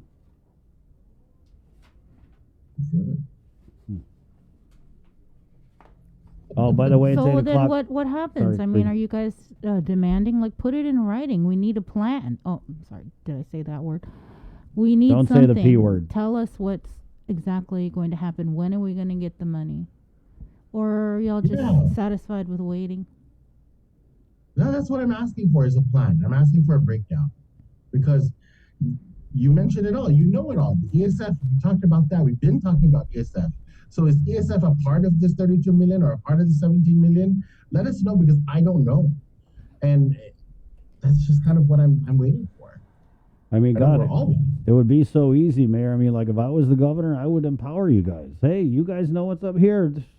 17 million, whatever, 50 million, let's divvy it up, give it to you guys. I mean, it's a happy ending. You know what your village needs. You know what projects are going to work at the village level. I mean, you guys are the mayors. But instead, it kind of seems like you guys are caught in the middle, and you can't really pick a side, because you know this election's coming up, and you know that it could very well be the governor versus the congressman. So you guys are in this, like, terrible position where you want the money, you need the money, but you don't want to piss off the governor, because then you're not going to get anything.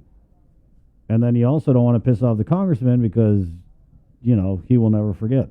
So I feel for you guys. And in the meantime, it's getting you nothing. Whatever you're doing now, it's getting you nothing. Meantime, it's the people that are suffering, right? It's our people that are not getting the services and not receiving the money that is for them. And I say for them because it's from roads to streetlights to facility programs, right? Thanks. And so when we talk about other, like when Angel was referring to the 32 million in other projects. So if we're talking about streets and repair of those streets and gosh, I forgot the term I'm looking for, but for the streets, let us know too. So, okay, you're going to repair, you're not repairing everybody's streets in every village, you're repairing certain villages and certain streets, and that's part of that 32 million, if it is. But just let us know, so we know, so that we're aware of it, and that we don't have to, continue to bark up the wrong tree, because we don't know who, we don't know who to ask anymore about the money. I had a comment here, Mayor. This is relative to streetlights, Jotnia. This resident of Jotnia said that they contacted the mayor's office and they were told there's no budget to repair streetlights along the main highway and in Chalan Teleforo in Jotnia. So have you heard anything about that? I mean, you guys don't even have money for streetlights? So I haven't heard anything about that specific issue, but the office's response about no money for streetlights is correct. However, there has been a request from Adelup to submit any new installation requests or any to follow up on any previous or old requests that have not been fulfilled, or any of those problematic streetlights that need repair or fixing for whatever reason. And I'm assuming again that it's part of ARP. Yeah. But Mayor, can I just ask, is that the normal process? So when the mayors have streetlights that are out in the village, Do they always have to go through Adelup? How do you normally do it in a regular year? So typically when it's out, we go, when it's a burned out street light, it goes directly to GPA. If you're making a new request, a new installation request, it goes to DPW. So it Because doesn't DPW normally go to the governor at all. But now and that's what the problem is the governor has all this money and she's holding the keys. So now if you guys want a freaking street light, you got to go kiss the governor's ring. It's ridiculous. When in any other given year, you wouldn't have to do that. Right, and if they're including the street lights amount for the installation, it's like $5,000 each. If they're including that in the money that's coming to us, let us know. Let us know so we're aware of that money being utilized for our village. So we're not saying we don't know, because at this point we don't know. Happy Monday. Yeah, thanks. Oh gosh. Well, it's December. Amidst all that, it's December. It's Christmas. Let's switch gears. Let's get an update, Mayor, on the foster family program that you guys are doing, because I have seen some flyers around about that. Yeah, so I know that we're certainly there was one informational meeting that was held at Harvest House, and the next one is going to be next month. And so I do know that there were quite a bit of interested individuals, and so we're hoping that more families and more individuals will come out to just hear what it is and what it's like to be a foster parent or what they need to be a foster parent.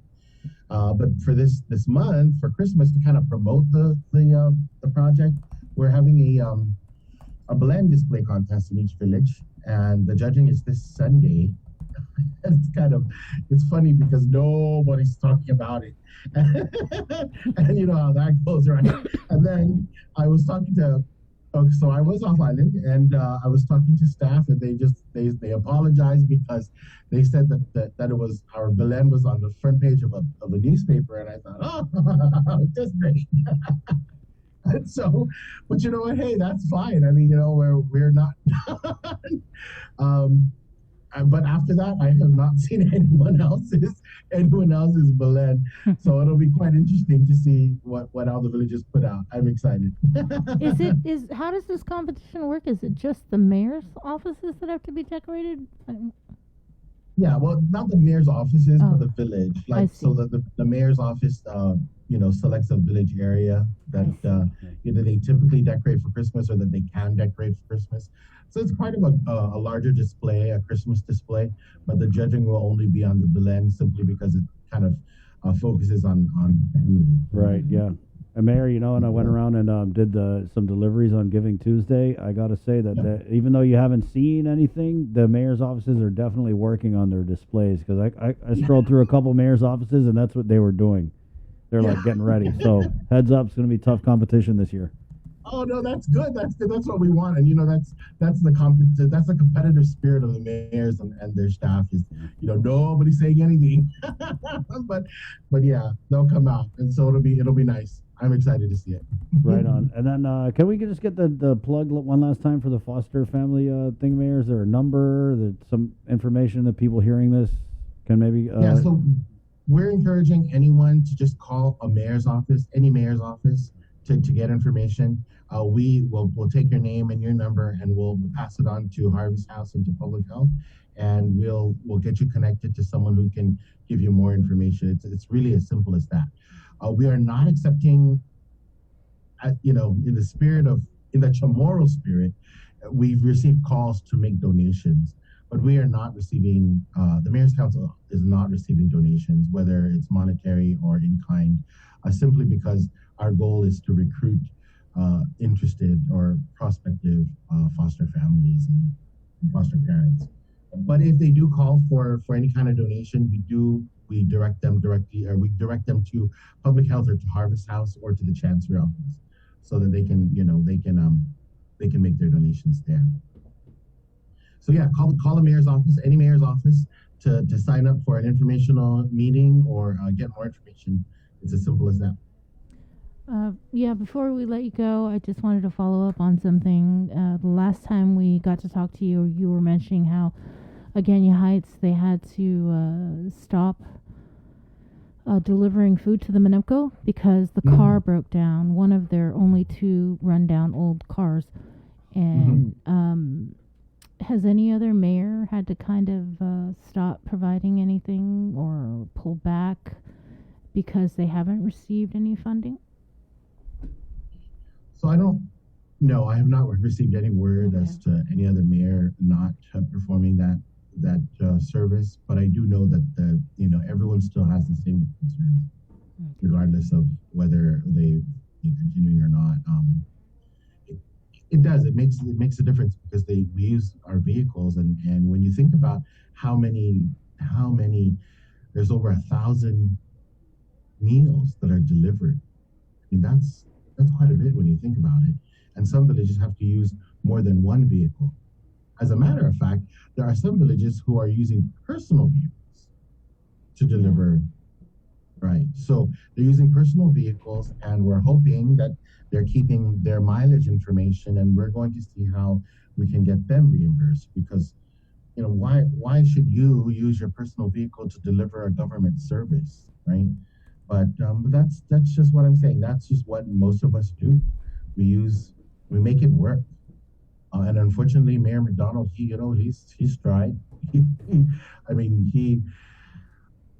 When I first came, before I was mayor, Mayor McDonald always repaired vehicles. I mean, he always figured out how to make a vehicle work. So I can't say he hasn't tried either. So he's done his part. Also, but no one else. I don't know of anyone else. Are you guys still doing the booster clinics? We are. As a matter of fact, we are. There's a whole flyer. I know it's this week.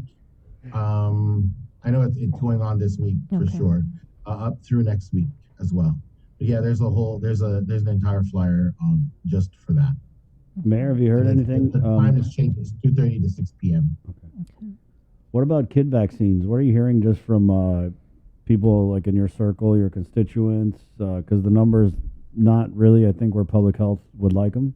Of course, they're not doing the legwork and going out in the public and messaging stuff, but just your thoughts. What are people saying about getting the kids just about vaccinating the kids? I haven't heard anything. In the group chats that I'm in, I haven't really. Typically, residents will comment, and I'm in a variety of group chats. I haven't really seen anyone talk about that. No, I haven't heard anything. Sorry. Okay. Thank you for your time, Mayor. Thanks, Mayor. You're welcome. Man, I love. You got a meeting with the Gov this morning? Okay, just checking. I'll send you the stuff for the Christmas thing. Okay. Cool. I'm excited. Welcome back, Mayor. Thanks. Welcome back. Welcome back. Hit the ground running. Running downhill. He's like. Yeah. Okay. Anyway, man, Bree, it's funny that we talk about money. It's making me salivate the last couple hours because, things have been a little bit hard. And just behind on the rent. Mm-hmm. I don't know where to turn to. Well, the Department of Administration, they are administering the Guam Emergency Rental Assistance Program. This is third, the ERA program. This is the third iteration of third phase, I guess this you is could the ERA say. thing, right? Yes, yeah, let me just ERA. stop you before you finish. I already got rejected for that the first 2 times, so I'm not even going to bother. No. Oh, wait. Just because you got rejected the first time. No, I handle rejection well. I mean, you tell me that's it. I mean, I've rejected. Don't be stubborn. You can try again because your financial situation may have changed between the time you were rejected. Has it? Well, then you should apply. Okay. People so you're can saying call, there's a chance? Mm-hmm, yes, there's a chance. And people can call the ERA office Monday through Friday from 8 a.m. to 4 p.m. The line should be open now. The number is 671-638-4518, 4519, or you can email era@doa.guam.gov. You can pick up the application also on their website, or you can go there in person at their offices in the ITC building. And Chris, we've been saying this now for about maybe a little bit like more than a week, and you've said man, I was rejected like last time. I don't think I should apply. You know, if you did apply when we first started talking about this, you would have known already because it only takes about 5 days. So I could have already found out that I was approved. That you were eligible and then instead of just sitting here moping, complaining about how I've been rejected. Yeah. Instead of Eeyore, you could be Winnie the Pooh. Wow. And this is not just for utilities or utility arrears. Okay, Bree, I got a friend. I mean, this guy lives on the internet. And I know he's hit a little bit of a rough spot. And the internet is so crucial because he streams a lot of videos. I don't want to really get into what kind of videos he's streaming, but he's a very close friend. His initials are JS. So would there be any help for him to keep his internet on? Yes, there is. The ERA program does include internet services. Yeah. Oh, wow. Let me tell my friend. Now Jay, imagine- Jay, now- they have internet assistance. Now imagine if this person named JS, let's Yeah. just say John Santos. Okay. If you were so into the internet, if you actually moved because you wanted to change your place of residence because they had better internet, maybe you went up on a hill and you have line of sight with the repeater, Wow. or something like that. Maybe there was better Wi-Fi at a particular residential bar. If you had trouble because of your moving expenses, ERA can help you there as well. Wow, this is a great program. Okay. Yeah, and also just so we're clear that you have to meet certain criteria. 3 eligibility criteria.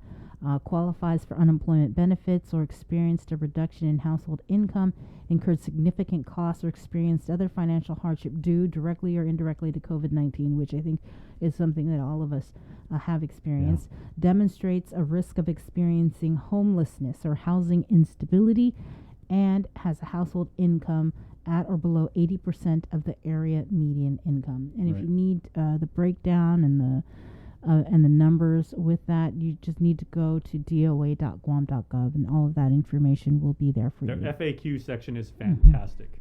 Well, thank you guys for that. I appreciate your help. It's 8:16, Monday, December 6, 2021. Let's go ahead and get into our 8 o'clock newscast, which is proudly brought to you by Pacific Points. And here with the very latest from the KUAM News team, Sabrina Salas-Mantanani. Good morning, Sabrina. Alpha to everybody. The Guam Police Department asking for the public's help if any person's or family member's child may have wandered off from home within the Woostig Road area.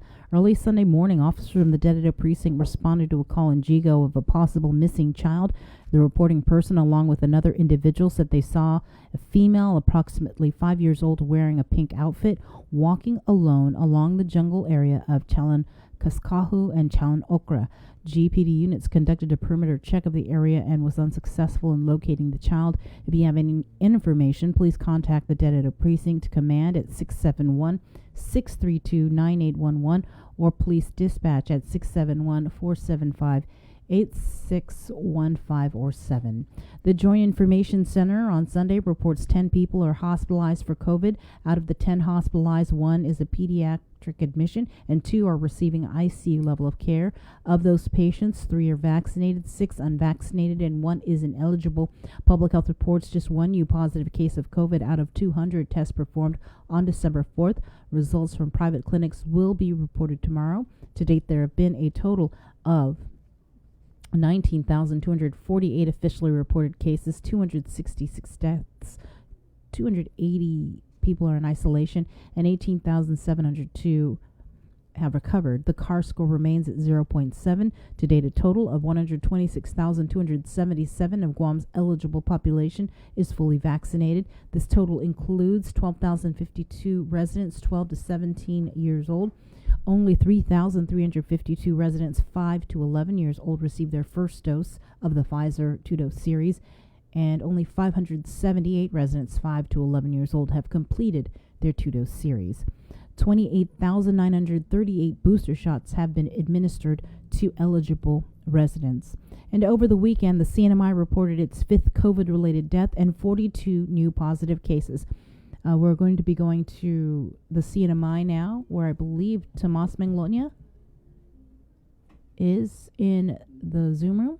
Okay, we'll be checking in with him a little bit later, but starting today, all non-essential government offices in the NMI will be shut down for the next 14 days to December 19th. CNMI Governor Ralph Torres, in a memo last night to government agency heads, stating protecting the health and safety of our people have been the main priority during this COVID-19 pandemic, and he will continue to do everything he can to keep our community safe against this virus. Those department heads will facilitate teleworking within their offices amid the stay-at-home order. Torres added certain essential government offices will be open to the public on a limited basis. This includes the Division of Revenue and Taxation and the CNMI Treasury. Essential services involved in law enforcement, public safety, and public health will continue to fully operate. Announcements will be made regarding other public services. With more news now, here is Isaiah again. This news update is brought to you by Pacific Points. Do more, get more. Hafide, good morning, everyone. Guahusi Isaiah again with your headlines here on The Link. The Omicron variant is getting closer. It's now made its way to Hawaii, according to state authorities. Now, the chairman of the Governor's Physicians Advisory Group, Dr. Nathaniel Berg, says Guam needs to get ready for the inevitable arrival of the variant here. We feel there is an urgent need to get ready for not just Omicron, but the potential for another variant. The Physicians Advisory Group met last evening, and after a thorough discussion, there was a unanimous decision to make sure that we get out to the public the Physicians Advisory Group's feeling that there is an urgent need for Guam to get prepared for Omicron and whatever virus variant may come after that. He says that's because no one is sure what the complete impact will be. People are getting sick. It's far more infectious. But if you're a healthy adult, it seems okay. The issue is we don't have big enough studies yet to know that that is true. We don't have enough information to know if it's infecting children at a higher rate, but it seems to be. It seems to be that younger children are getting infected more. He says protection is available, and they want the children to be as protected as much as possible. Right now, what we feel from the Physicians Advisory Group is an urgent need for the Department of Education to make those vaccinations available to every parent that wants their kids vaccinated. And there's a unifying place where that takes place, and that's at the schools. There is no plan at this point to revert back to greater restrictions. If we don't get the children vaccinated and the adults fully protected with that third dose, we may be singing a different story soon. It's not that I'm saying, I'm so frightened of this. What I'm saying is we have an opportunity right now to get really well prepared.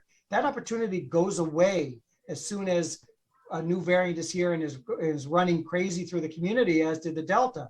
You can't do it at that point. You then need to tighten up restrictions. If we get prepared, we can avoid that. For Guam's News Network, I'm Nestor Lecanto. The Guam Department of Education responds to the head of the Physicians Advisory Group's call to urgent action. According to Guam Department of Education Superintendent John Fernandez, GDOE met with Acting Governor Joshua Tenorio on Thursday, as well as doctors, and they are stressing the urgency of getting all children 5 through 11 vaccinated as soon as possible.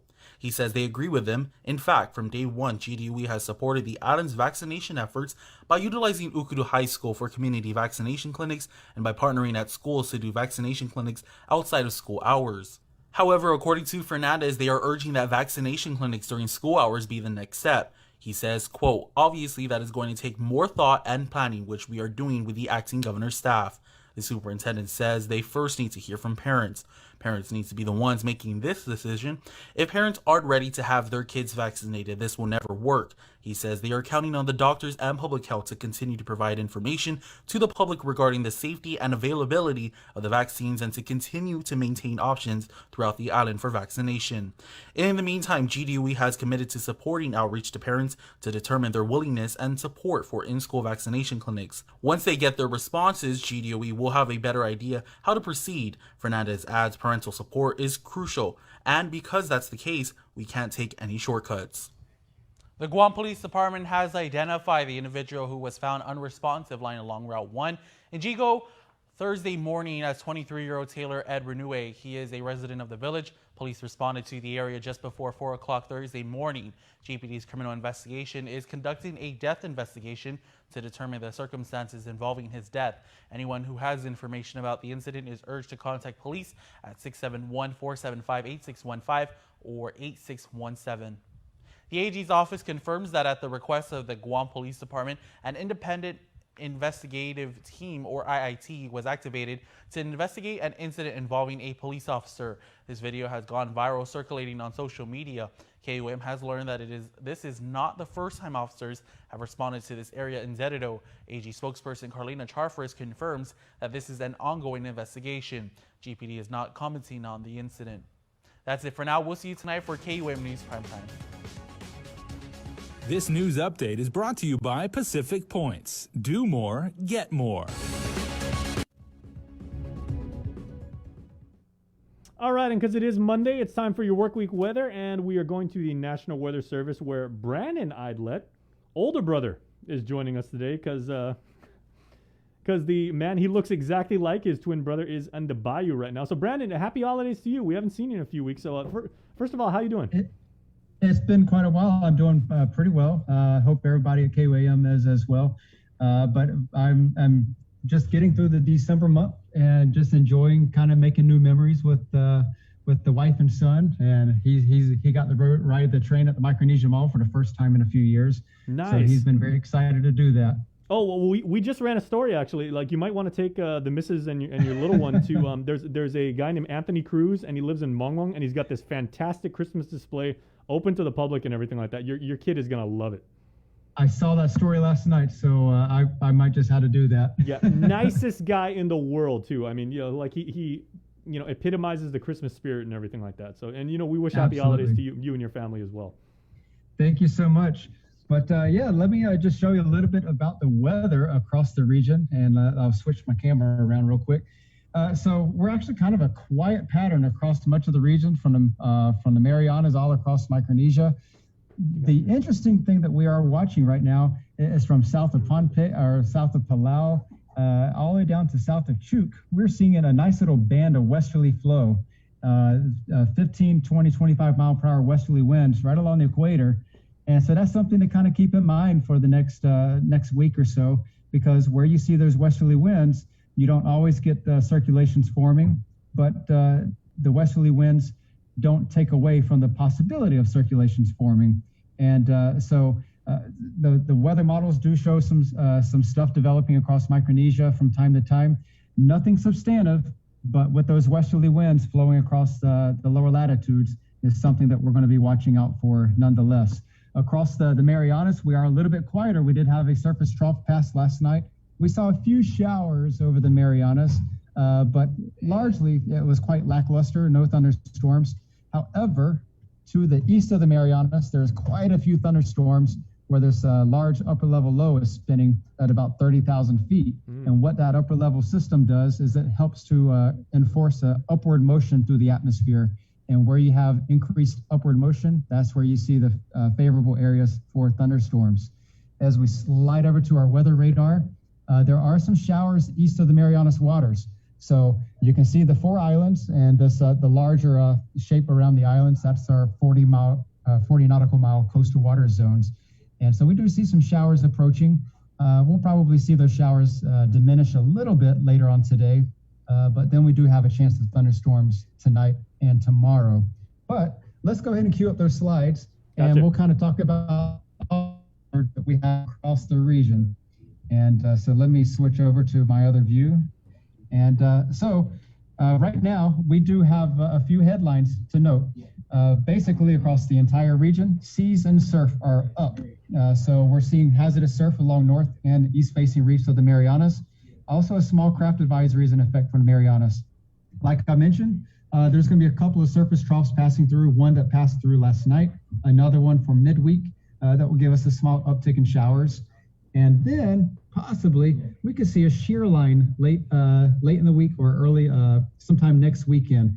A shear line is something that we see typically in the dry season. It's the southern end of a cold front that sweeps off of Japan, and the very southern end sometimes drops as far southward as the Marianas, and it tends to bring us stronger winds, higher seas, and also blustery showers from time to time. That's kind of our dry season rainmaker. For Micronesia, we're still looking at seas and surf also up, and there's actually an increased chance of inundation for a lot of the low-lying islands around times of high tide. If you go to our webpage, you can definitely see a lot of the hazards. You can click on the links for most of the specific, or for all the specifics on those hazards. The next page will go, kind of breaks down some of the hazards for the Marianas and all throughout Micronesia, kind of detailing some of the reefs of which are seeing the hazardous surf exceeding 9 feet. Of course, here for the Marianas, north and east facing reefs, we're seeing some pretty impressive surf across the region. Surf that may have approached 15 feet last night, looking at some of the buoy data. And so the next slide, I do have a regional map kind of showing you what those wind speeds are across the region. Nearer to the Marianas, we're seeing weaker northeast to east winds. Those winds will shift to the southeast later on tonight and for Tuesday. But over the Philippine Sea, we see winds of 25 to 35 miles per hour out of the northeast. That's kind of behind one of those shear lines that's going to stall out to the west of the Marianas for the next couple of days. But the really impressive thing is out toward Wake Island, well to our east, there is a massive area that has been seeing 25 plus miles per hour wind for the past several days. And that large area of strong winds, that is what has generated the large northeast swell that we've seen the past several days. That's going to continue for the Marianas and across all of eastern Micronesia from Chuuk eastward through much of the week. And as we go to the next slide, we have talked about some inundation across Micronesian islands. And so a lot of people are wondering, why is that the case? So is it a sea level rise with climate change? Well, there's a lot of different factors at play. One, the main reason is the lunar phase. We are in a new moon cycle. So that means the moon and the sun are pretty much on the same side of the earth. So the full moon cycle, we have the earth in the middle, and I will go ahead and just let you know, these circles are not drawn to scale. The distances are not drawn to scale. Please accept my artistic license. The moon a little bit bigger than that, but just a tad. This is not accurate. Yeah. But the sun exerts a pretty strong gravitational force on the planet, and so does the moon. Now, when the gravitational pulls are opposite each other, that does maximize the high tides and minimizes the low tides. But it's when we are in the new moon phase that you have the gravitational pull of the moon and the sun both pulling on the same side. And so that tends to help increase the high tides even higher and the low tides even lower. Additionally, this time of year in the winter months, the Earth is in its closest point to the sun. That is called the perihelion. So we are approximately 91.5 million miles away from the sun. It's a bit of a road trip, but and the 6 months later in June, July, we're the farthest point in the orbit from the sun. That's about 94.5 million miles. So we average 93 million throughout the annual orbit. But so we have all these things at play that kind of maximizes the tide heights. Additionally, in the La Nina cycle that we're currently in, that tends to increase the sea heights in the Western Pacific. So we've got all this going on. We've got the high surf from the northeasterly swell that is adding insult to injury. And so now we're seeing some of the high tide inundation across much of Micronesia. We've been seeing some pictures and video on social media throughout Micronesia. And Brandon, how long do these cycles typically last when we're in a new moon phase or a full moon phase? Well, it goes pretty quick. The lunar cycle is about a 30-day cycle. And so I think we just peaked past the new moon phase maybe yesterday or the day before. New moon on Monday, as Duran was there. Okay, there you go. And so we're going to gradually move away from that. So as the moon goes into like a quarter phase, and so that the tide heights will start to moderate a little bit. So those high tides will lessen. So that's the thing to keep in mind. So a couple more days for this inundation potential throughout Micronesia. And I hear somebody singing. Yeah, I made that a Duran Duran reference, and now Chris is like taking us back. Also, I watched all of the Twilight movies recently, so I'm all about new moon. All right, so new moon, that's where we are right now. There's going to be one more phase that's going to be of concern, and that will be the first week of January. So we're getting through the second phase. January will be the last one of major concern. So if we go to the next slide, we'll see the 7-day forecast. So we're going to be, it's going to have a little bit of a dry season feel this week, especially toward the end of the week where we might see that shear line affecting us over the weekend. That's going to bring us stronger winds and cloudier skies. But the real notable thing to keep in mind is the seas and surf for this week. Combined seas of 10 to 12 feet will be hazardous for small craft operations. Worth noting is that is a long period swell, so it's not going to be really, really choppy as if the strong winds were right over our area. But if there's decent surfing areas, there might be some people out there in Telefofo Bay. But as always, we urge people to exercise extreme caution when entering the waters in these conditions. We did lower the high surf advisory for west-facing reefs. That northwest swell has decreased, but for the next several days, surf will be up on the north and the east. Rip currents will be powerful and strong. So I know Retidian, they have closed their wildlife refuge for several days because of the rip currents. And so people, please exercise caution if considering any type of activities on the water.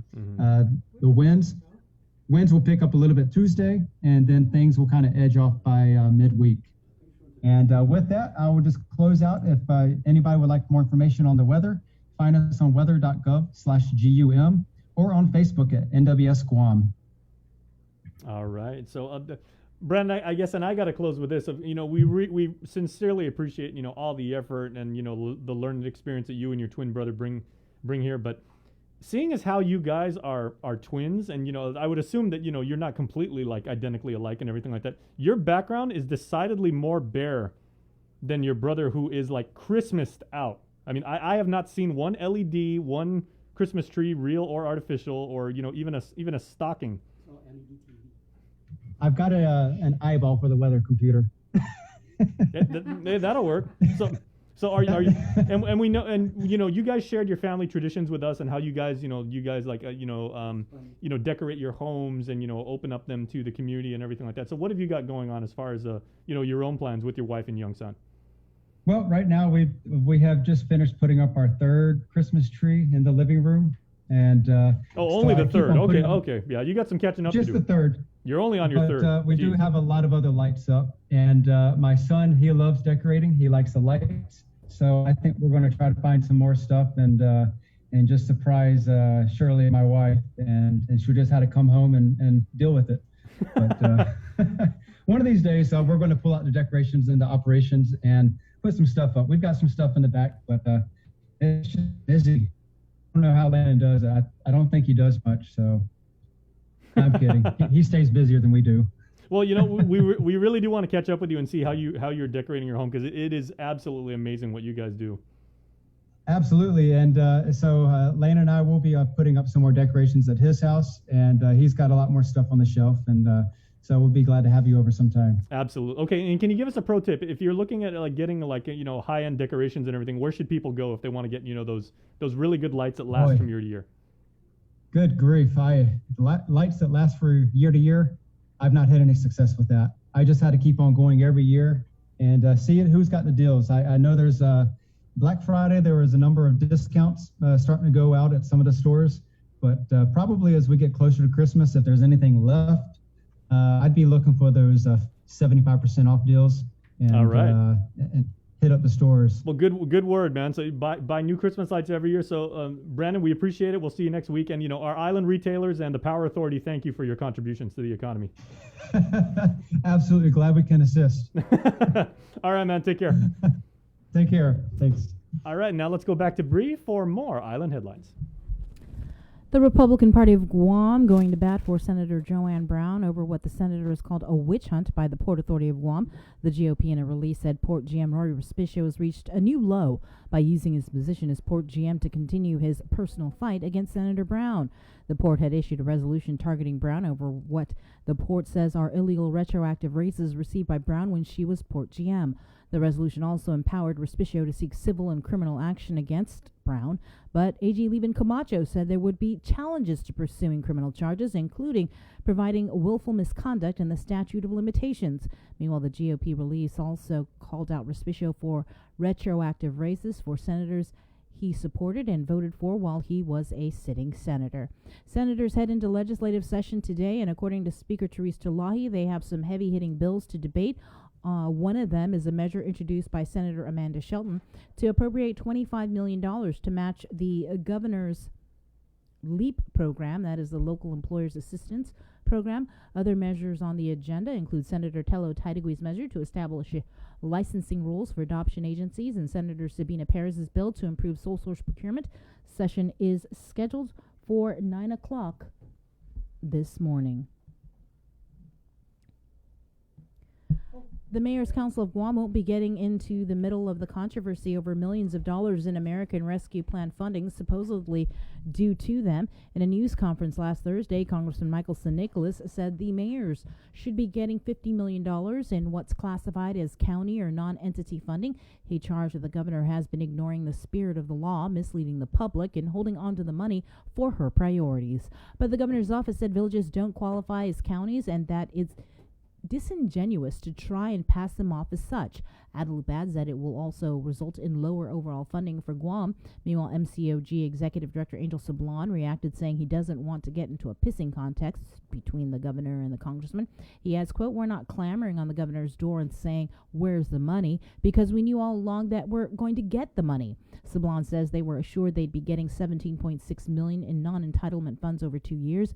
Adelup also told them that while they won't get $32 million in county funds directly, it will be spent on a wide range of village projects. And as you heard from the president of the Mayor's Council, PD Mayor Jesse Alec, they haven't received any ARP or ESF or COVID differential pay. And now we're heading over to Saipan, where we are checking in with our Tomas Manglotnia with the very latest, with a whole lot of news and a whole lot going on in Saipan. Good morning. Tomas, good morning. Good morning, Brain Chris. Yes, just last night, late last night, the CNMI government establishing those long-awaited COVID-19 restrictions. They take effect today, but they're only lasting about 14 days until December 19. As we reported, you can go to our social media pages for the full guidelines there. But all non-essential government employees in the Commonwealth and department agencies will be teleworking, working from home for the next 14 days. Essential government offices will still be open to the public on a limited basis. Of course, one of the new mandates we're seeing is a mask requirement for all public indoor areas. That includes gyms, shops, cultural facilities, restaurants, bars, and nightclubs. The curfew is back. The curfew hours are from 12 a.m. to 4 a.m., with the exception of first responders, those who are employed during that time or might be seeking medical attention, of course.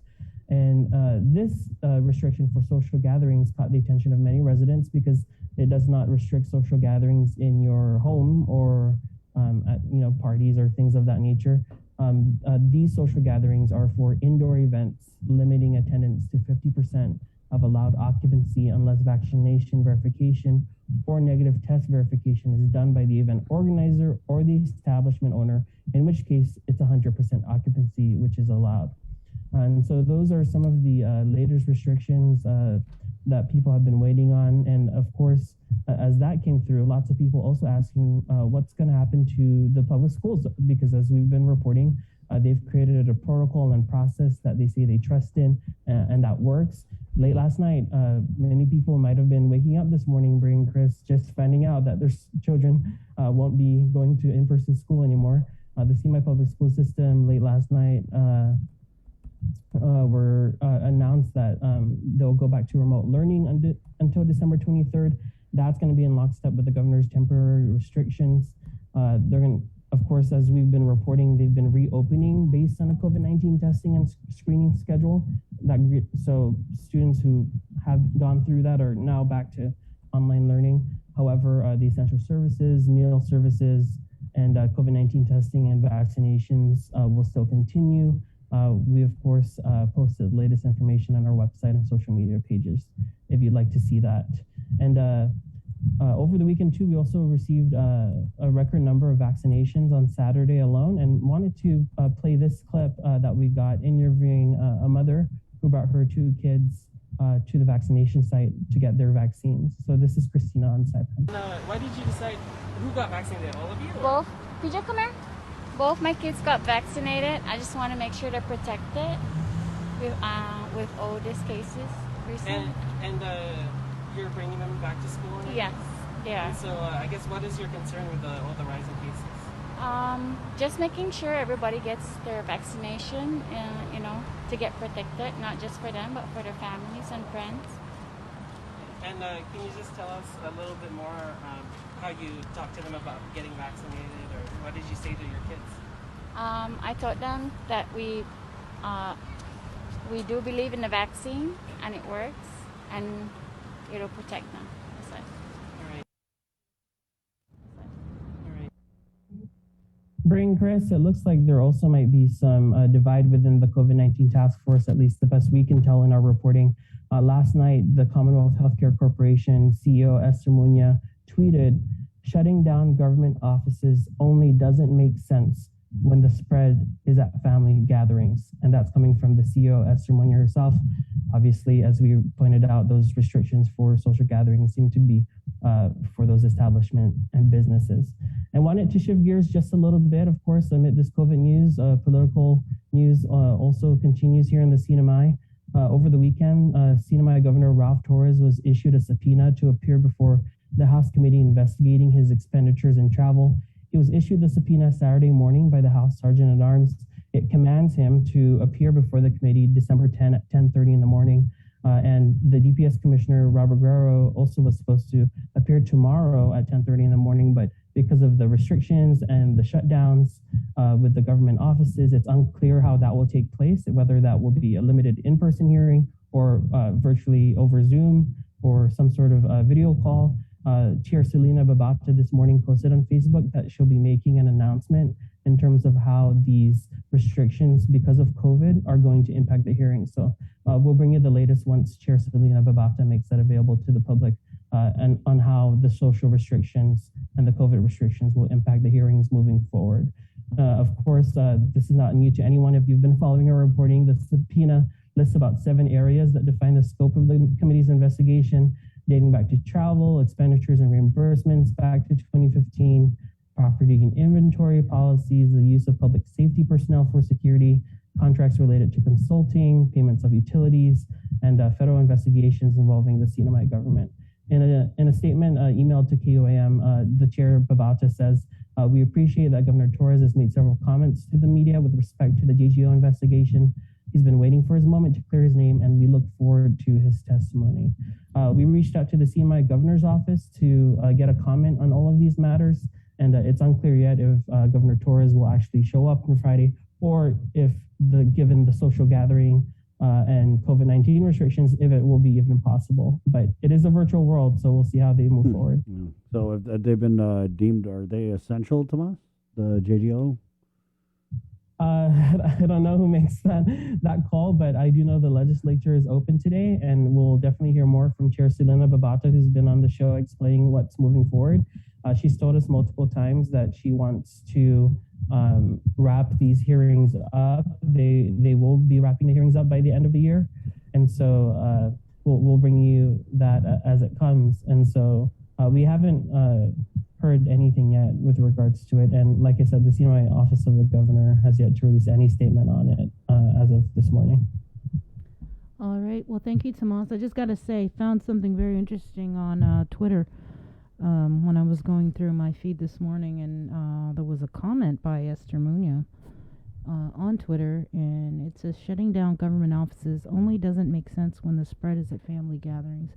I don't know what's going on, but that was pretty interesting. Yeah, I think it's an open secret at this point that that's pretty that snarky. Public health here at least might not exactly be in lockstep with these guidelines, and that, as she pointed out, the spread is happening at family gatherings.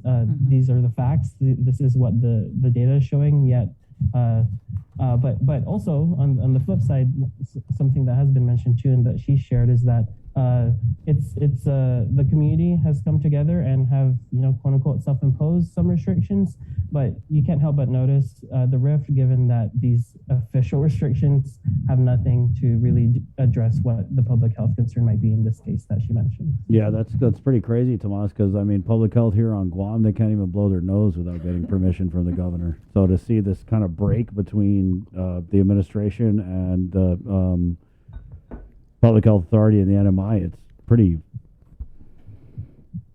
eye-opening. Yes, and I think it was noticeable in the press release there weren't any signatures on there.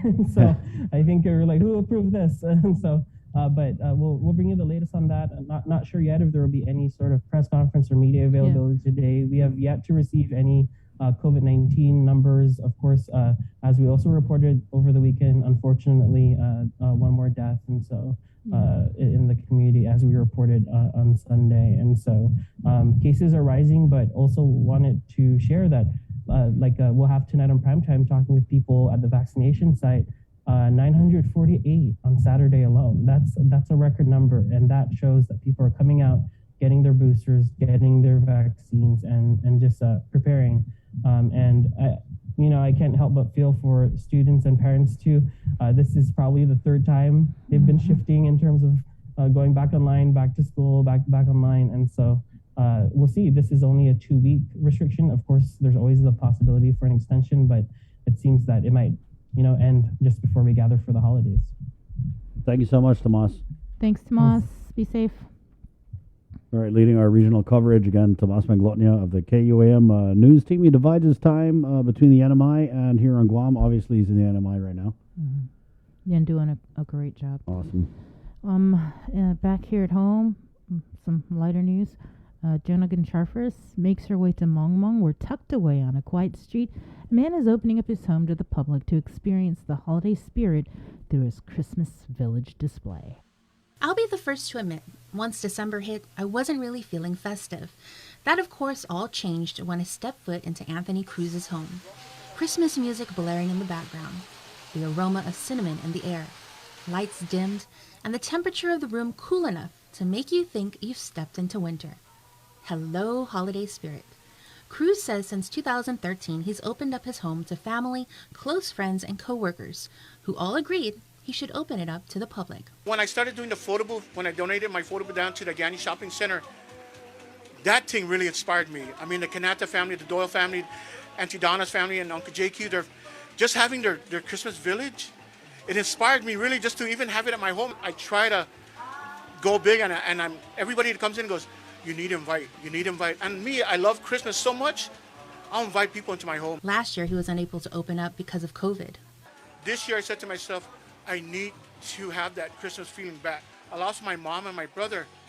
It's hard, even just trying to put this thing away because I know they're not here, but like I did, I created a park for my mom.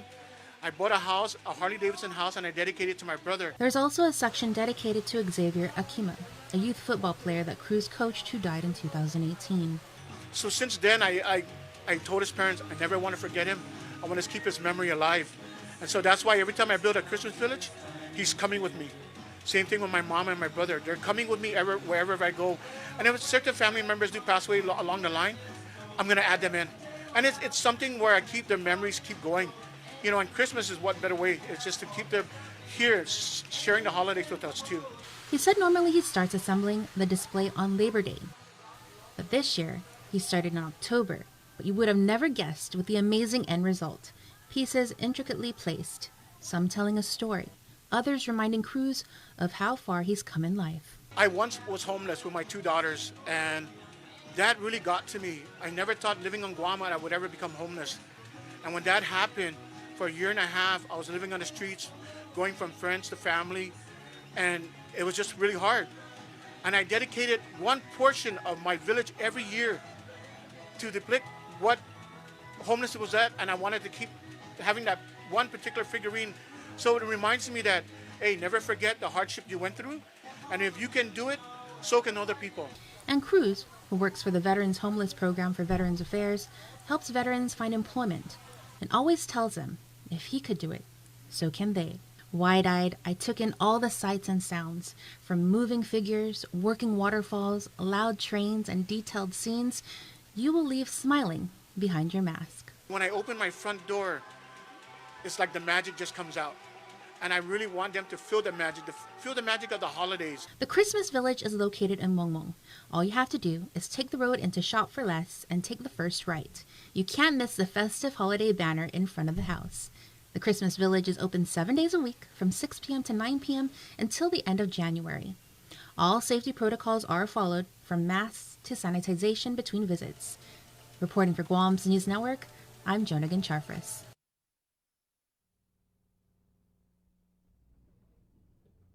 All right, so thanks, Joan. And again, we highly encourage you guys, make sure to make plans to check out Mr. Uggins, or Mr. Cruz, I should say, Anthony Cruz, his Christmas display in Mongmong. It's absolutely fantastic and a new island tradition, to be sure. Please stay tuned because the link is going to return after this commercial break. And when we do, we're telling you about the Guam Hogs and their annual candy run. They're rolling out soon, and we'll tell you all about it next. Breeze 93.9 Say FM hello is to the all First Hawaiian Bank mobile app. Got a question about your finances? You've come to the right place. Bring all your accounts together, even those that aren't with us, and see the big picture, right down to the smallest detail.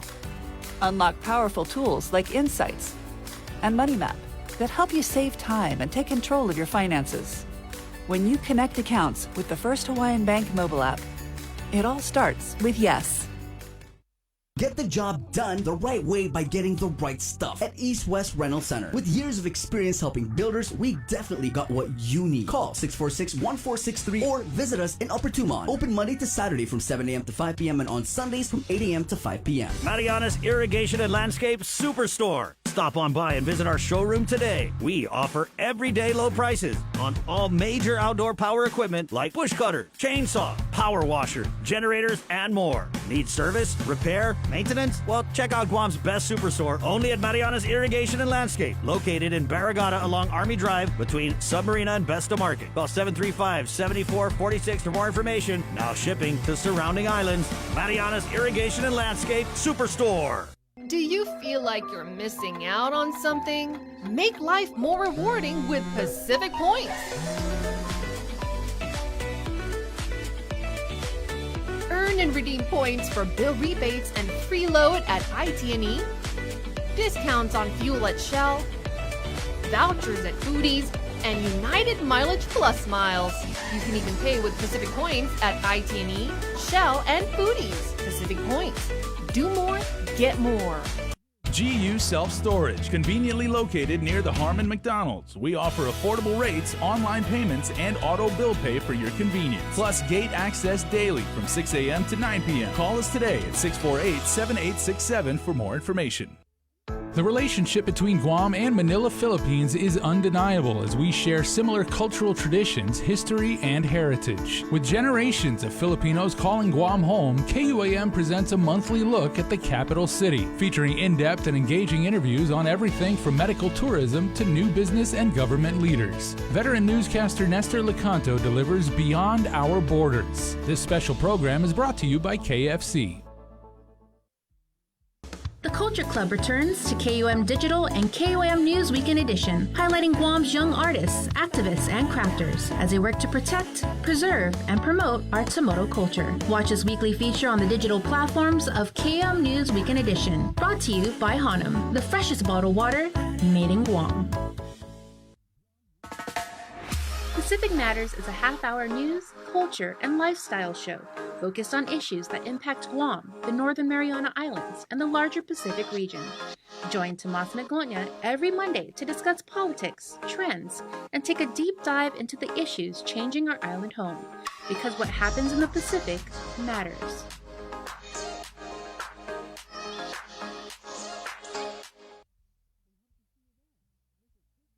This season, KUAM Communications is ready to go with more games, more championships, and more sports specials guaranteed to bring out the fan in you. Don't miss a minute of gameplay from NBC on KUAM TV8 or from CBS on KUAM TV11. We're bringing you all the action and excitement brought to you locally by Mariana's Irrigation and Landscape and Docomo Pacific.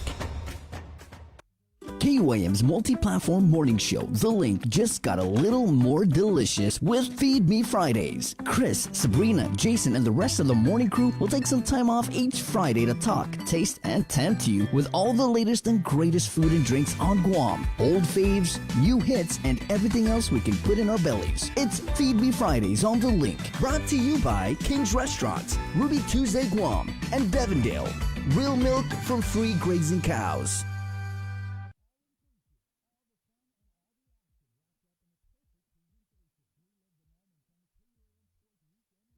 The Novena to the Christ Child, a podcast series on KUAM Communication, a local Christmas tradition reimagined with all 9 days available on demand on the KUAM Podcast Network beginning December 6th and streaming on all our digital media platforms as well as nightly at 7 p.m. on Isla Digital Radio.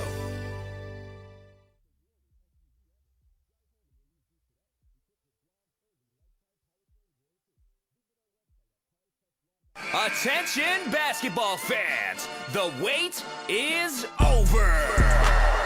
Clutch Guam presents the second annual McDonald's High School Basketball Classic, going down December 20th to January 8th at the Father Duenas Jungle. Make sure you come through to watch some high school boys and girls varsity division action. You do not want to miss out. Special thanks going out to KUAM Sports. We'll see you there.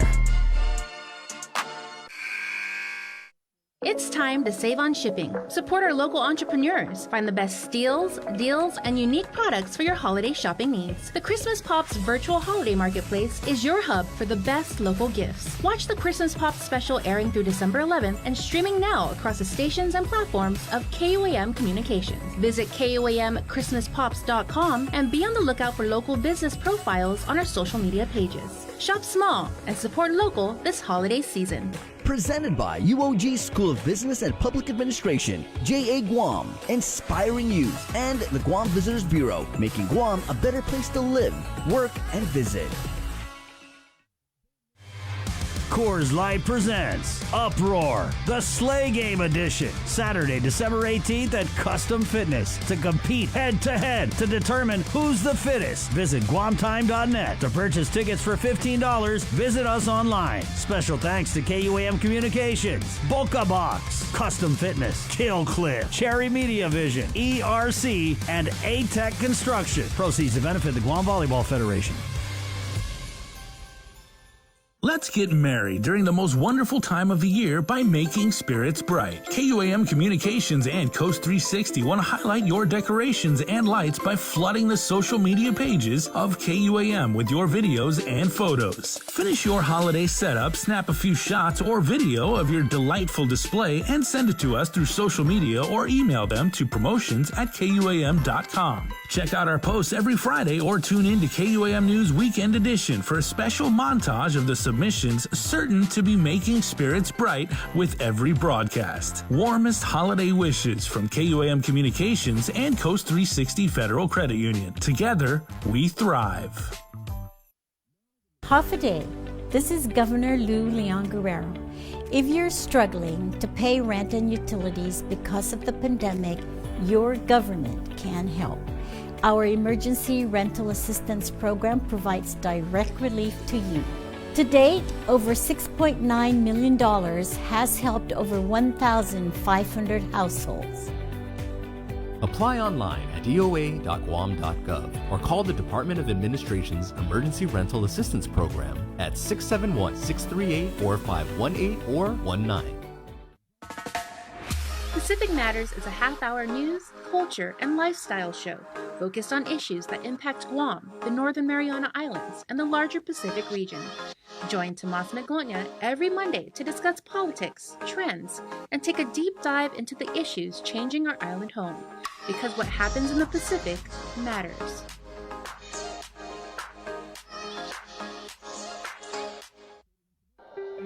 Join KUAM every Wednesday on Primetime for Inside Business. It's our new weekly segment featuring the struggle of Guam's businesses during this global pandemic. We'll hear from industry leaders about the difficult decisions they were forced to make to implement cutoffs, layoffs, and shorten hours just to survive. It's the other side effect of COVID, the island's economic crisis. We'll also feature new businesses that managed to open and thrive during these challenging times.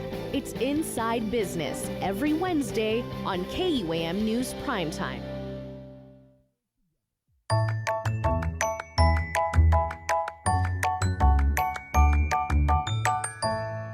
Half a day. My name is Jesse Allig, and I'm the mayor of the beautiful village of Piti and the president of the Mayor's Council of Guam. Our mayors and vice mayors work on resolving many different issues throughout the day. Now, we're focusing our efforts to recruit 19 new foster families. The numbers vary, but we have hundreds of our own neglected and abused children in need of a home. Auntie Fina Tanatongo, a veteran foster mom, says, all you need is love. If you have a little room in your home and a lot of love in your heart, please join our campaign trail and call the mayor's office to find out how you can become a foster mom or dad. Help us give our children the gift of family.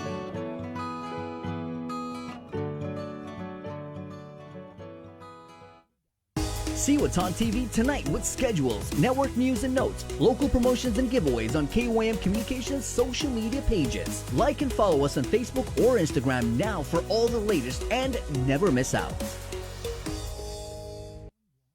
Get ready to run or ride to 22 with the Miles Challenge. Join the challenge from now till January 31st to rack up those miles on foot or by cycling. Runners can choose from 100, 200, and 300 miles. Cyclists 300, 600, and 900 miles. Go to mileschallenge.com to select your challenge and register today. The Run and Ride to 22 Challenge is brought to you by Uproar, Trench Challenge, Killcliff, and KUAM Communications. Donation proceeds to benefit the EMC Cancer Foundation. Guam is good. KUAM Communications continues our perpetuation of our Chamorro culture, language, and heritage with features available to our listening and viewing audience, including streaming of Chamorro music 24 hours per day on Isla Digital Radio on KUAM.com and the KUAM News app. Chamorro News Update, weekdays on The Link and the KUAM News YouTube channel. Conversations about life in our Chamorro language podcast, Cuentos Tapaco with Kin Conception. Seasonal specials, shows, and other features highlighting the beauty of our language, culture, and history. It's a new era of our continued commitment to our Chamorro heritage. Isla, watch, listen, stream. Viva Isla!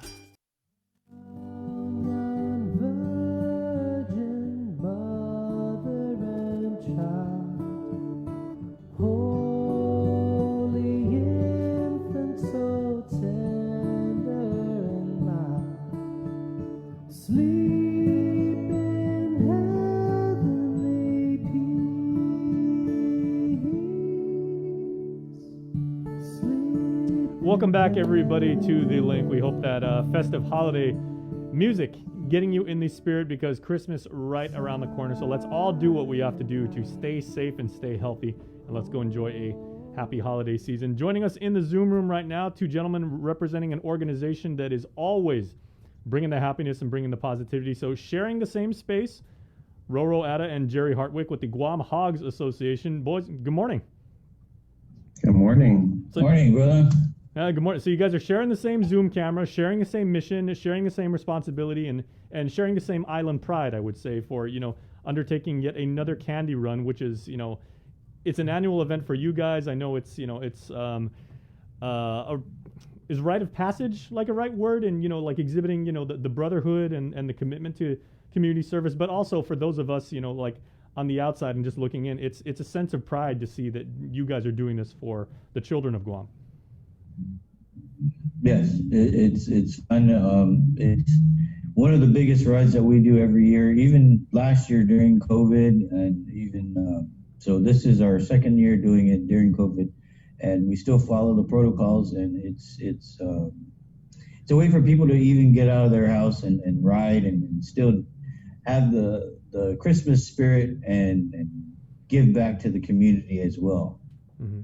So Jerry, how many should we say pounds of candy, bags of candy, motorcycles full of candy? Like, or do you guys plan on distributing this year around the island? Yeah, Jason. We've been able to collect, with the help of our biker community and other donations, over 32,000 pieces of candy. Wow. So that we're going to be able to distribute. Mm-hmm. So we're going to do, 6 or 7 pieces per bag. So about 5,000 bags that we're going to divide up between the two groups, one going north and the other one going south. All right, well done. And to actually lead up to this, you guys had a pretty cool event a couple days ago where you guys were, it was a motorcycle decorating competition? And Oh yes.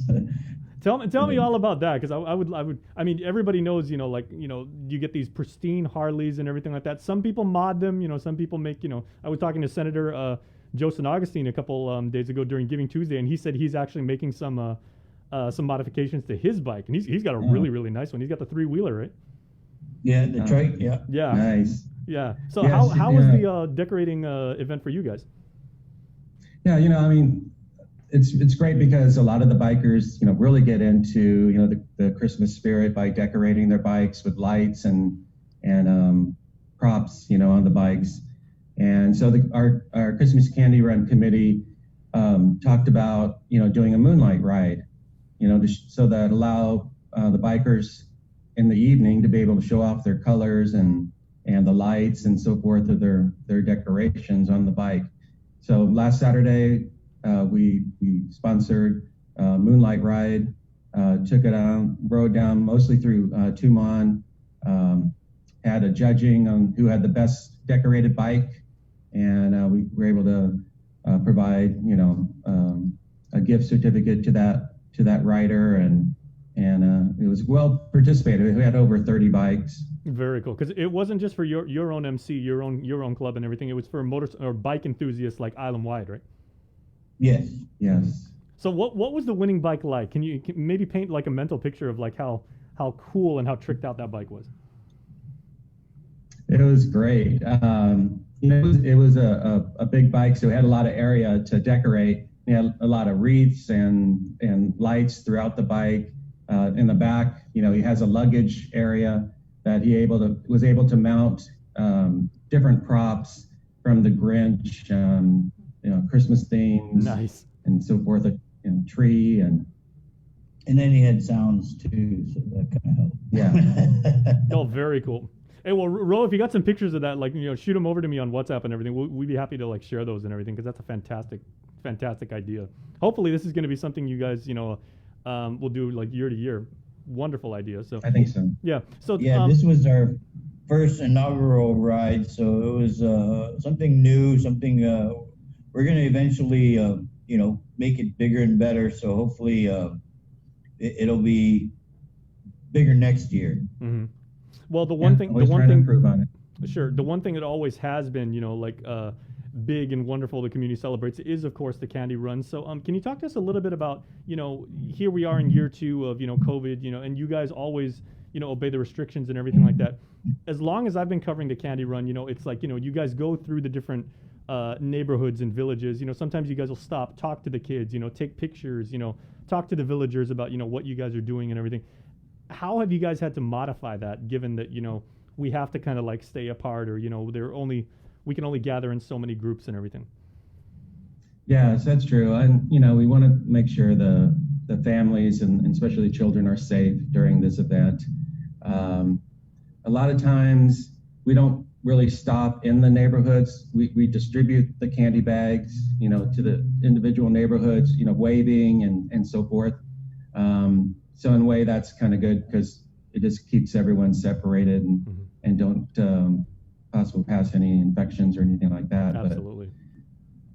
Okay. Yeah, it's more or less kind of like a drive-by candy, throwing out candy drive-by instead of.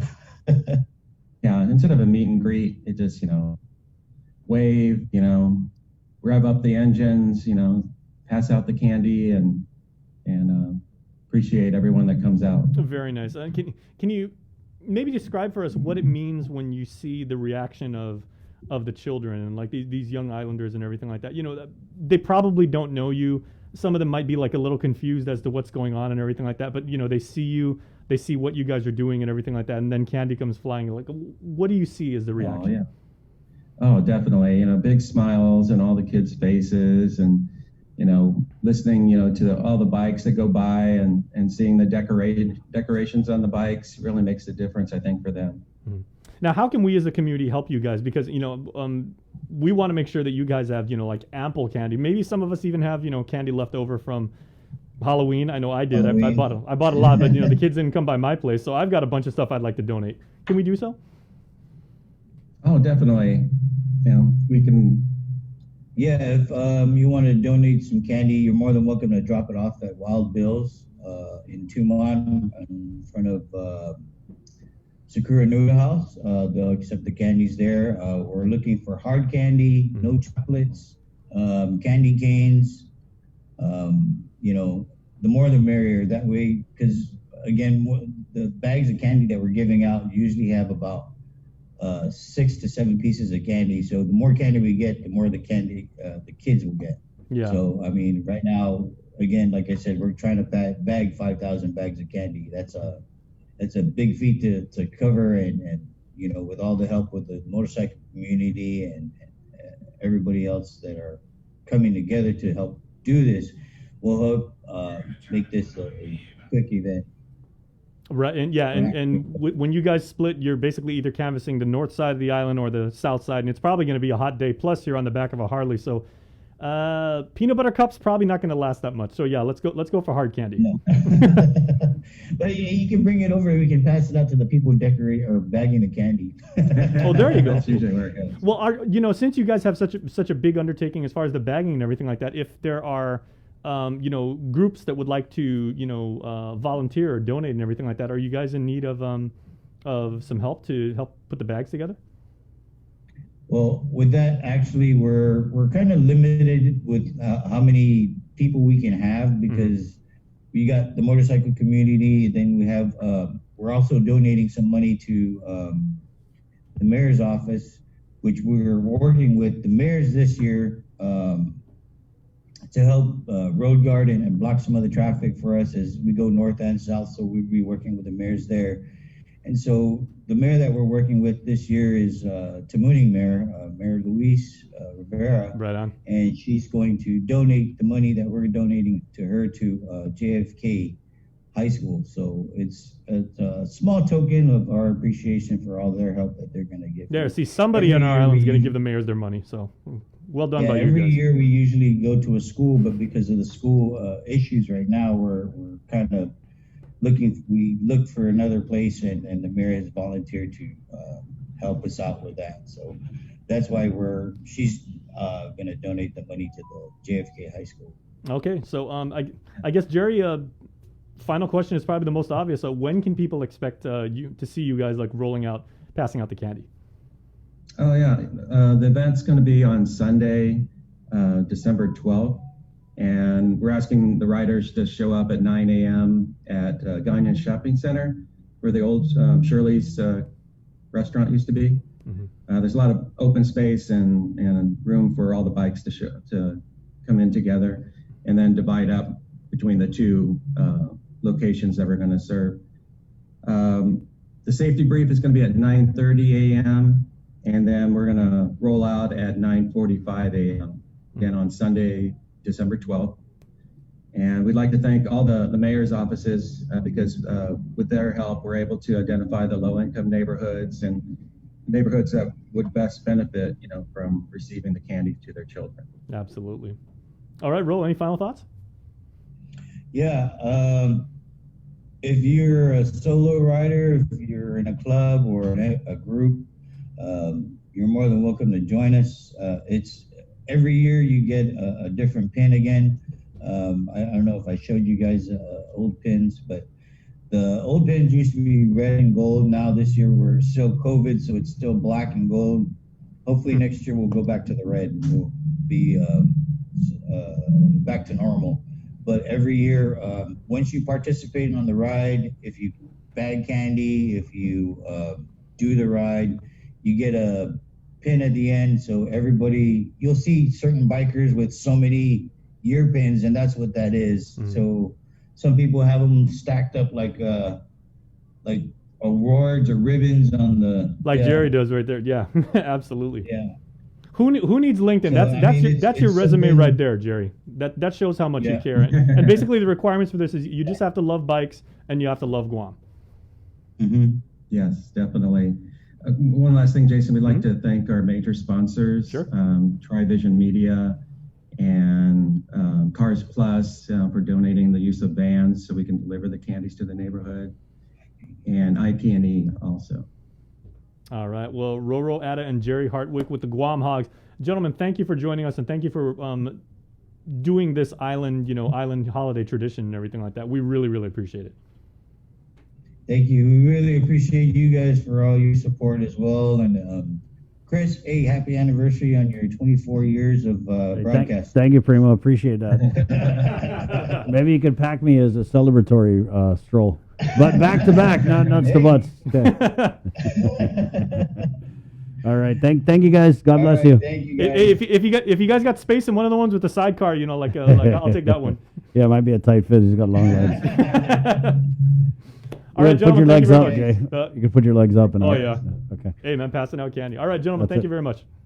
All right, 9:19. Let's take a quick break, and we're coming back with more of the link next. Good morning. Make it through the week. Let's get with merry Monday's during the most wonderful time of the year by making spirits bright. KUAM Communications and Coast 360 want to highlight your decorations and lights by flooding the social media pages of KUAM with your videos and photos. Finish your holiday setup, snap a few shots or video of your delightful display, and send it to us through social media or email them to promotions@kuam.com. Check out our posts every Friday or tune in to KUAM News Weekend Edition for a special montage of the submissions certain to be making spirits bright with every broadcast. Warmest holiday wishes from KUAM Communications and Coast 360 Federal Credit Union. Together, we thrive. The Novena to the Christ Child, a podcast series on KUAM Communication, a local Christmas tradition reimagined with all 9 days available on demand on the KUAM Podcast Network, beginning December 6th and streaming on all our digital media platforms, as well as nightly at 7 p.m. on Isla Digital Radio. It's time to save on shipping. Support our local entrepreneurs. Find the best steals, deals, and unique products for your holiday shopping needs. The Christmas Pops virtual holiday marketplace is your hub for the best local gifts. Watch the Christmas Pops special airing through December 11th and streaming now across the stations and platforms of KUAM Communications. Visit KUAMChristmasPops.com and be on the lookout for local business profiles on our social media pages. Shop small and support local this holiday season. Presented by UOG School of Business and Public Administration, JA Guam, inspiring youth, and the Guam Visitors Bureau, making Guam a better place to live, work, and visit. Coors Light presents Uproar, the Sleigh Game Edition, Saturday, December 18th at Custom Fitness to compete head-to-head to determine who's the fittest. Visit guamtime.net. To purchase tickets for $15, visit us online. Special thanks to KUAM Communications, Boca Box, Custom Fitness, Kill Cliff, Cherry Media Vision, ERC, and A-Tech Construction. Proceeds to benefit the Guam Volleyball Federation. Uno Mixed. We're mixing it up on the last Thursday of every month with a look at lifestyle, entertainment, food, and so much more on the stations, networks, and digital platforms of KUAM Communications. Uno Mixed is presented to you by Docomo Pacific, Better Together, and Pepsi, That's What I Like. Catch Sports Link on the KUAM News Morning Show, The Link, every Friday for the latest sports news, game schedules, athlete profiles, and more. Sports Link airs every Friday across the multi-platforms of KUAM. Tune in to the broadcast on Breeze 93.9 FM, on KUAM TV 11, live stream through the KUAM News Facebook page, or view highlights on YouTube, KUAM News Facebook, and Instagram page. Sports Link is brought to you by Mariana's Irrigation and Landscape.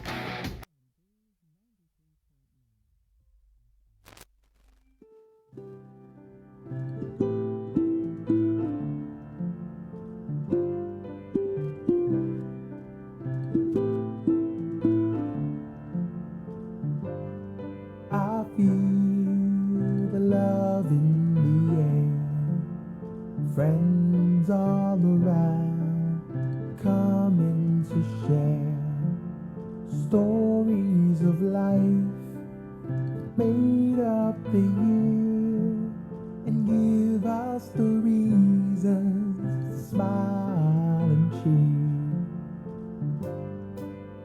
Happy holidays,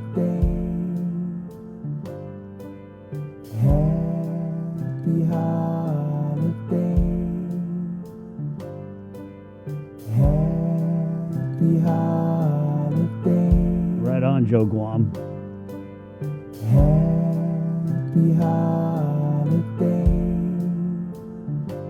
So let's see. Good morning. It's 9:23 Pacific Point. Cabo Enterprises, ITD, and Jack in the Box. So proud to present this episode of The Link. Viva Santa Maria Carmelin. She will be making her way around the island on Wednesday, and we're going to carry that. Thanks to our friends from the Archdiocese who are putting this on. Masses at 6 a.m. and 6 p.m., during which time the statue of the Immaculate Blessed Virgin Mary will be in Cathedral, and then in between those, she'll be rolling out. Now, here's the route, if you missed it earlier this morning, right? So, Mass at 6, like I said, and then the statue will be taken safely on the back of, assumably, what's going to be a big truck. It's going to go down to Naval Station first, so it's heading down to Sumai, then go back up, stop at Adaloop, and that's at 7:55, then go to MTM, Sinahanya, Agana Heights, Maina, so they're going down the hill through White Lady Bridge, and then she goes up to Tamuning at 9:10 in the morning, and then of course she'll be, then Tamuning, that means she'll pass by St. Anthony's at 9:10, then she's going to the Mercy Heights Care Center at 9:20, 10 minutes later she's over at GMH, and then heads down the road to Tumon at 9:45. Now, Derrida is a big village, of course, so our Blessed Mother will be at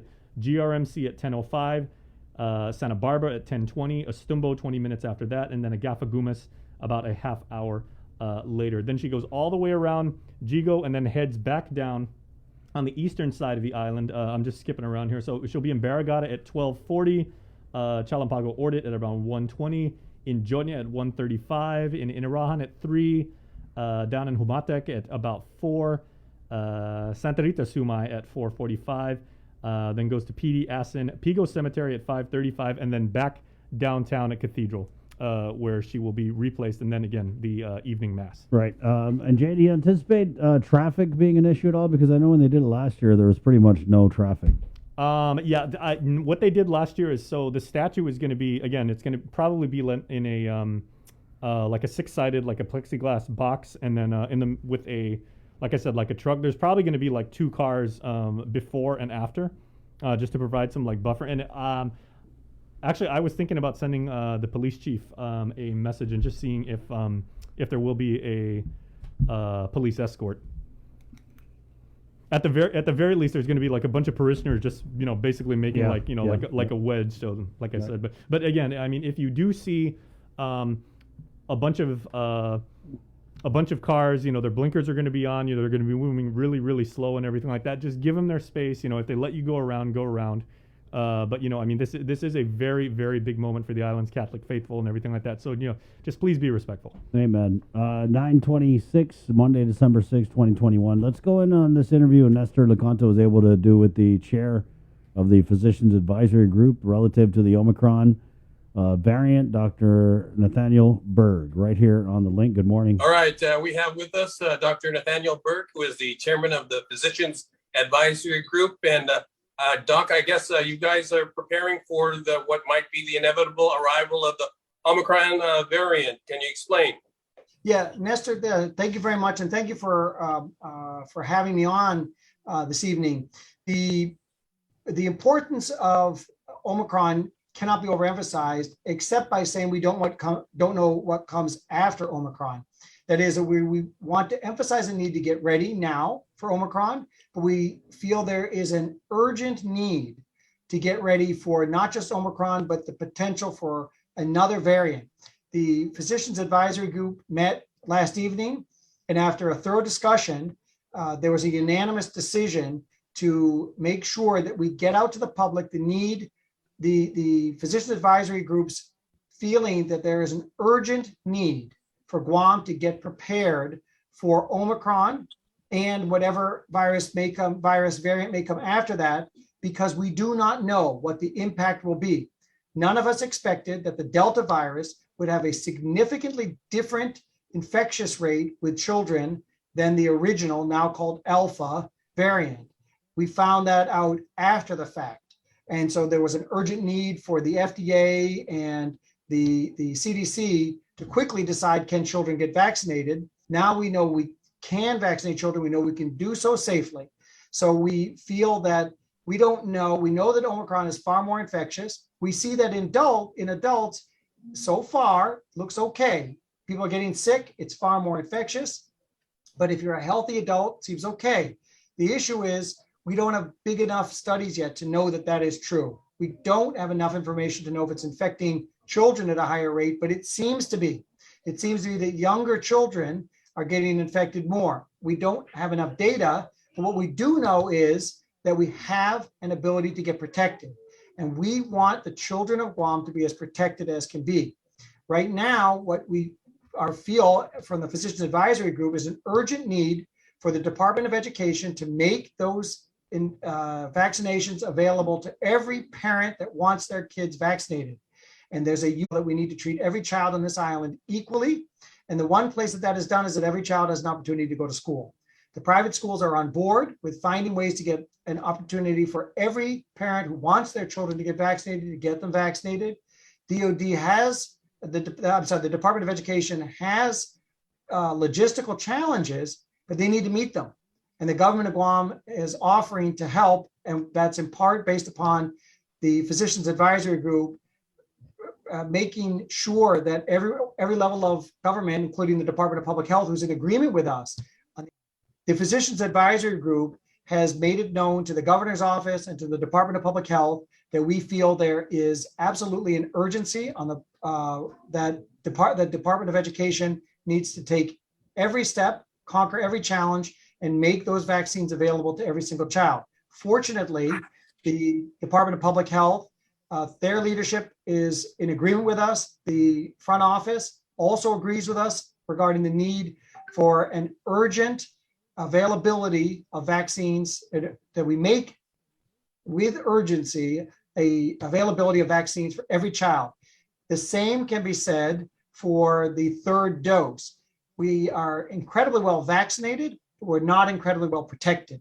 Everybody needs to understand that now is the time not to become complacent, but now is the time to say, okay, let me find time to go and get my third dose of Pfizer or Moderna if it's been 6 months, or my second dose of Johnson & Johnson if it's been 2 months.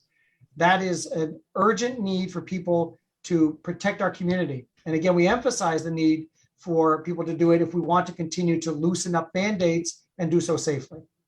Okay, Doc, and you say urgent, so how soon are you going to be able to roll out this new vaccination program? The vaccinations will be available through the Department of Education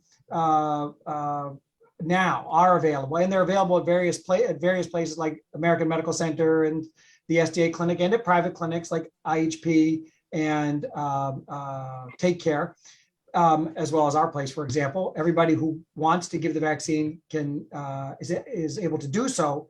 So you can get it through your private doctor or through one of the other outlets that I mentioned. But what we need is for the Department of Education to, within 10 days or so, make it available. A big component of that is that we have FEMA nurses here now. They're going to leave, and we need to take advantage of the fact that they are available and can administer the vaccines. Also, the National Guard is, at least currently, only going to be available to the end of the month, the end of the year. That's why we need this to take place fast, because we have an ability to get into everybody's arms now. So I would say, Nestor, that this urgency has been expressed to the government and to specifically the Department of Education, and we want the community support in taking advantage of it once it's available for your kids at school. No child's going to be forced to do it. That's not the plan right now. The plan is to offer it to children and through their parents. No child get vaccinated without the consent of their parents, but we're asking every parent to think very long and hard about the fact that we don't know what the next variant could possibly do to children, or for that matter, for the elderly. Yeah. Is there any thought at this point to tighten up restrictions again? No. And that's where I think people need to say, thank God. But the reason is today we're doing fine. Everybody smiles, I hope, and has maybe a little sigh of relief to see that our CAR score is below 1, that we're going to be removed from the dangerous destination list. It's all great. But if we don't get protected, if we don't get the children vaccinated and the adults fully protected with that third dose, we may be singing a different story soon. It's not that I'm saying oh, I'm so frightened of this. What I'm saying is we have an opportunity right now to get really well prepared. That opportunity goes away as soon as a new variant is here and is running crazy through the community, as did the Delta. You can't do it at that point. You then need to tighten up restrictions. If we get prepared, we can avoid that and continue to enjoy the freedoms we have now while getting back more and more of them because we've done so well. That's a community-wide effort that we need to start. I've already let all of our employees know and encouraging the private sector to do the same. Give people time off. But this time we can take a different course as a community of Guam, which is be prepared, stop it from doing what happened last time. I will say I'm an incredibly proud Guamanian of how we handled this. Right? Everybody can toss out criticism, but the reality is that our restrictions weren't horrible and the hospitals never got completely overloaded. Full, yes, but never completely overloaded. I am asking people on behalf of the Physicians Advisory Group to pay careful attention to the fact that we have an opportunity right now to get prepared, and that could lead to a very different sort of an even better way of encountering a new, very infectious variant. And that, especially for those who elect not to get vaccinated, is to say, this is another opportunity to try and avoid something bad from happening. It's been the majority of people who are unvaccinated are the ones who went to the ICU and were admitted to the hospital. And we're saying, think again. We're saying this because we care about you. Nobody's angry. I hope not. There's no reason. It's a freedom of choice. We live in a free country. But I'd say, please understand that the reason we're emphasizing it now is this new variant may be more dangerous for the unvaccinated. We simply don't know. And we're saying now is the opportunity to really think hard about yourself, maybe talk to your loved one who's elected not to get vaccinated and say, maybe now is the time to finally go ahead and do it to protect yourself and your family. So that's the difference. Is it here yet? I hope not, Nestor, but if it is, we're hoping that it's not, that there's not much out there and that we still have time to be prepared. And so there's no thought of like reimposing quarantine restrictions on inbound international travelers or even stateside travelers at this point? No, we think we have time to get prepared, but we've got to move very quickly. That's the reason that I use the word urgent, is to tell people you need to go as quickly as possible, get your kids vaccinated. You need to go as quickly as possible, get your third dose if you haven't had it. And all right. If we continue, I apologize, and I didn't mean to interrupt you, but we have our low numbers. We want to keep them that way, right? And that if people do get infected, we can see right now that those who, at least preliminarily, those who have been fully protected do okay with this new variant. It's those who are not fully protected, who haven't had their booster, children, and others who might be unvaccinated. Those are the ones that we're worried about. All right, that's Dr. Nathaniel Berg with the latest on the Omicron variant. Thanks, Doc. Thank you very much, Nestor. Take care. All right, you too. Catch SportsLink on the KUAM News Morning Show, The Link, every Friday for the latest sports news, game schedules, athlete profiles, and more. SportsLink airs every Friday across the multi-platforms of KUAM. Tune in to the broadcast on Breeze 93.9 FM, on KUAM TV 11, live stream through the KUAM News Facebook page, or view highlights on YouTube, KUAM News Facebook, and Instagram page. SportsLink is brought to you by Mariana's Irrigation and Landscape.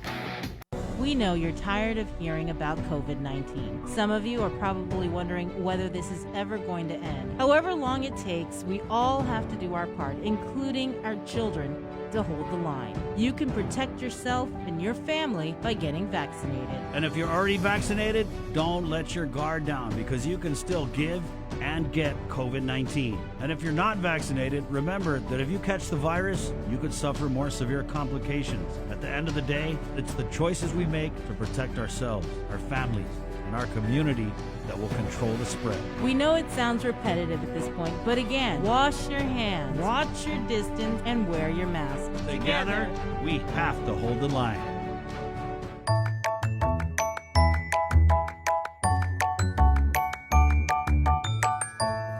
Hafaday. This is Therese Terlahi, Speaker of the 36th Guam Legislature. I ask you on this Giving Tuesday to assist the Ali Women's Shelter and the Ali Children's Shelter. with supplies such as hygiene products, diapers, and other necessities. Family violence is the top offense charged on Guam in 2020 and 2021, according to the judiciary of Guam's annual reports. Guam has the second highest number of sexual assaults per capita in the nation. And our 2020 statistics indicate that out of 73 sexual assault cases reported, 50 involve minors.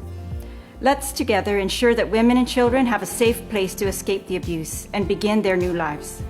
Your donation to the Ali Children and Women's Shelters will bring hope to these survivors and improve their quality of life. Ending December 6th and streaming on all our digital media platforms, as well as nightly at 7 p.m. on Isla Digital Radio. Attention basketball fans, the wait is over. Clutch Guam presents the second annual McDonald's High School Basketball Classic, going down December 20th to January 8th at the Father Duenas Jungle. Make sure you come through to watch some high school boys and girls varsity division action. You do not want to miss out. Special thanks going out to KUAM Sports. We'll see you there. It's time to save on shipping. Support our local entrepreneurs. Find the best steals, deals, and unique products for your holiday shopping needs. The Christmas Pops virtual holiday marketplace is your hub for the best local gifts. Watch the Christmas Pops special airing through December 11th and streaming now across the stations and platforms of KUAM Communications. Visit KUAMChristmasPops.com and be on the lookout for local business profiles on our social media pages. Shop small and support local this holiday season. Presented by UOG School of Business and Public Administration, JA Guam, inspiring youth, and the Guam Visitors Bureau, making Guam a better place to live, work, and visit. Coors Light presents Uproar, the Sleigh Game Edition, Saturday, December 18th at Custom Fitness to compete head-to-head to determine who's the fittest. Visit guamtime.net. To purchase tickets for $15, visit us online. Special thanks to KUAM Communications, Boca Box, Custom Fitness, Kill Cliff, Cherry Media Vision, ERC, and A-Tech Construction. Proceeds to benefit the Guam Volleyball Federation.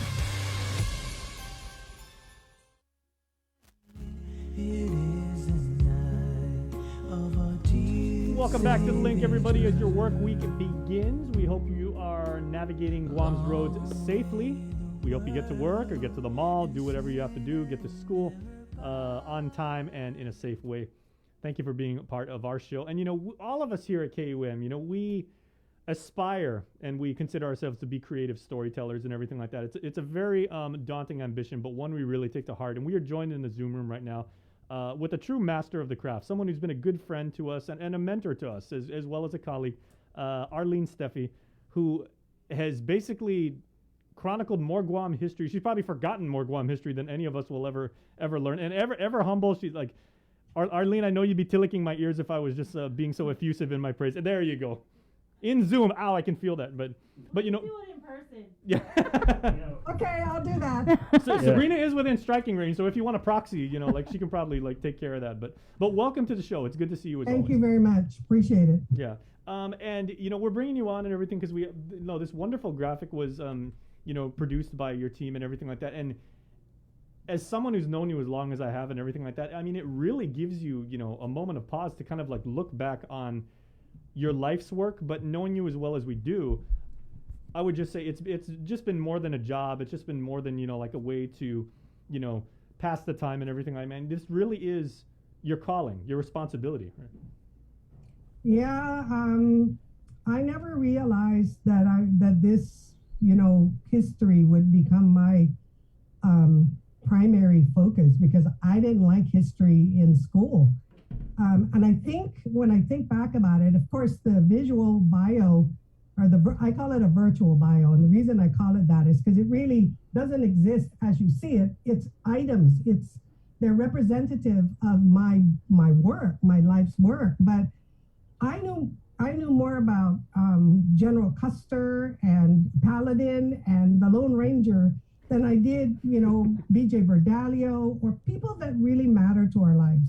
People who significantly contributed their time, effort, energy, and vision to develop the Guam that you and I grew up in. And I grew up, I'm your father's contemporary more than you are mine. I remember you when you were 8 years old. And and then I met Sabrina, of course, in a professional sense, and Barnett, Chris Barnett, also in a professional sense. But I knew of Chris before I actually met Chris, and I'm not sure when I actually met Chris because I was never really introduced to Chris. We just are media commodities in a different way, and he came to K57. And Chris, you can turn your video off so people won't look at your face. But he came to K57 because he had an idea of working on parody, which I thought was, at the time, I was trying to sell this to K57. Excuse me.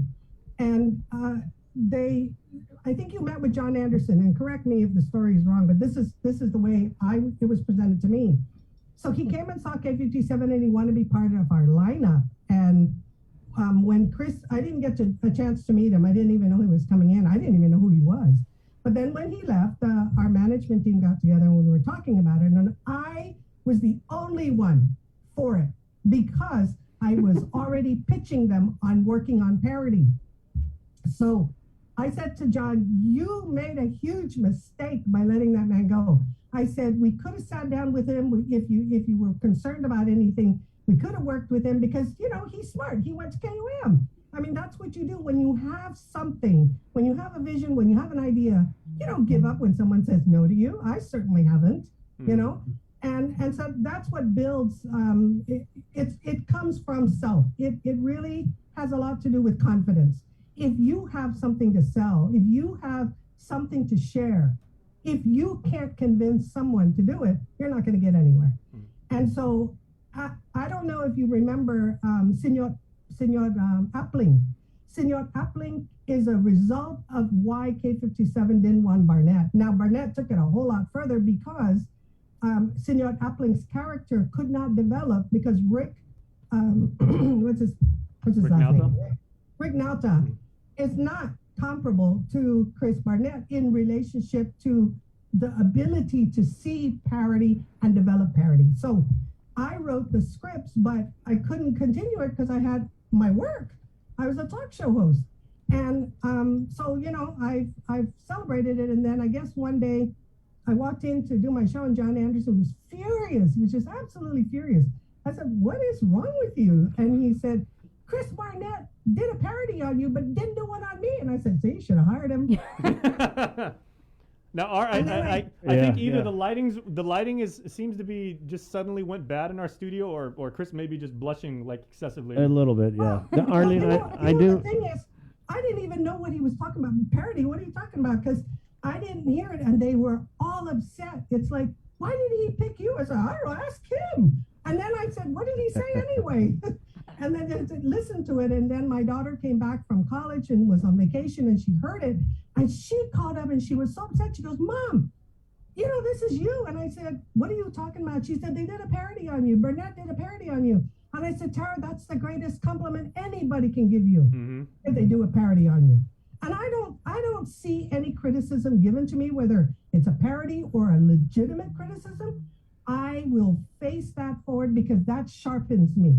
That makes me feel like I'm right on the right path, right? I mean, good, bad, or indifferent. I always say, if they're talking about me, they're not talking about anybody else. Yep. Yeah, Arlene, I had a boss once who told me, what was it? He said, hey, as long as they say your name right. And that was something that was told to me at the beginning of my career, and I just kind of stuck with that.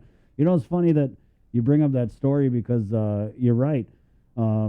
I did go to the K57 at that time, and basically they'd asked me for an interview, but at the end of the interview, they ended up making a determination that I was functional household name, and I created the conditions that allowed me to come here to KUAM, and that was 24 years ago. So that's what I didn't understand, Chris, because one of the strongest points that I've had is the ability to speak frankly about things, no matter how controversial, and that's what PDN liked. That's what Guam Variety liked. That's what K57 loved, and that's why I knocked Rush Limbaugh off the air, because my show was more popular than Rush Limbaugh when it came to and it was local things we were talking about. So it touched everyone, right? I mean, everyone sensed it, lived it, and understood it. It wasn't something abroad. So I'm really surprised that they made that. I think that was an excuse, Chris. I don't believe it. Well, obviously I'm way over it. Of course. So but- much so. but He still I'm- sleeps in the fetal position, like at night and everything like that. You know, shaking sometimes. Yeah. He has night terrors. Aaron, He has night terrors because of it. let's bring it back to you and what you're doing, because that should be the focus of this interview. Is what you're doing? It's amazing, and it's a far cry from what you were doing on any talk radio station. I mean, to me, the work you're doing now is going to carry on for decades, centuries even, right? I mean, this fishing thing that you have that plays, I've seen it like 20 times, and I can watch it 20,000 more times because it really just captures and documents in a format that everyone can relate to, history. And a lot of times, like you said, right? I mean, when we were going to school, we learned about the Indians and Thanksgiving, but not so much about the Chamorro stuff. So to me, it's really cool that you're going in on Chamorro history, but it's a little more recent and a little more relatable because we're seeing these people that, oh, that's Manny from the co-op, or oh, that's James from the surf, or whatever. You know what I mean? So I want to praise you because we didn't have that before, and you're finding these needs in these areas where there's a gap, and you're filling them in with your storytelling. But what I like about your storytelling is you never let the storyteller get in the way of what the actual story is. I think that I never get in the way of the story. I think that's my biggest strength. When I observe people work in history, they become the focal point. It's their speech or whatever. And all of us collect material. You know that. You do the same thing. But if you get in the front, it makes it sound like you're the genius. You're the one that experienced it. And I've never done that in my work. As a matter of fact, my greatest criticism is, why aren't you ever in your productions? And so I'm beginning to do it, but I really feel that what other people have to say, which has always been my interest, is more important than what I have to say, because I learn from them. And when somebody stands up there and they make it sound like, like they were always alive and they know all this information, I mean, to me, I just like... Now, the one thing that I've always appreciated about you is, again, you're probably like your signature style. You've always been someone who's always been highly opinionated. You'll always share, those thoughts with like anyone who will listen. Maybe even the ones who don't care to listen, you'll still let them know how you feel about something. And then as you now, have transitioned into taking a look at what is very often like revisionist history. I remember, I was doing an interview with you years back about revelations you made about San Vitores. And you're like, I know this is going to get me in hot water with like a lot of people. The Manumco aren't going to look favorably upon this, but you're someone who's like never taken any crap from anybody. And again, you have always sought out the truth, even if it's an unpopular thing to do. Well, I do accept the crap from other people because I believe that whatever their opinion is, it's something that informs me and it directs me on how I get my work done. But how do you deny facts? If I do my research, attack my research, don't attack me. And if my research is faulty, it's because the documentation is not there. But what I do not do, like others do in history, is they opine on that factual basis. They revisit, they take a different perspective and make it their voice. I don't do that. For example, there's a particular time in the year where the waters in Tuman become red.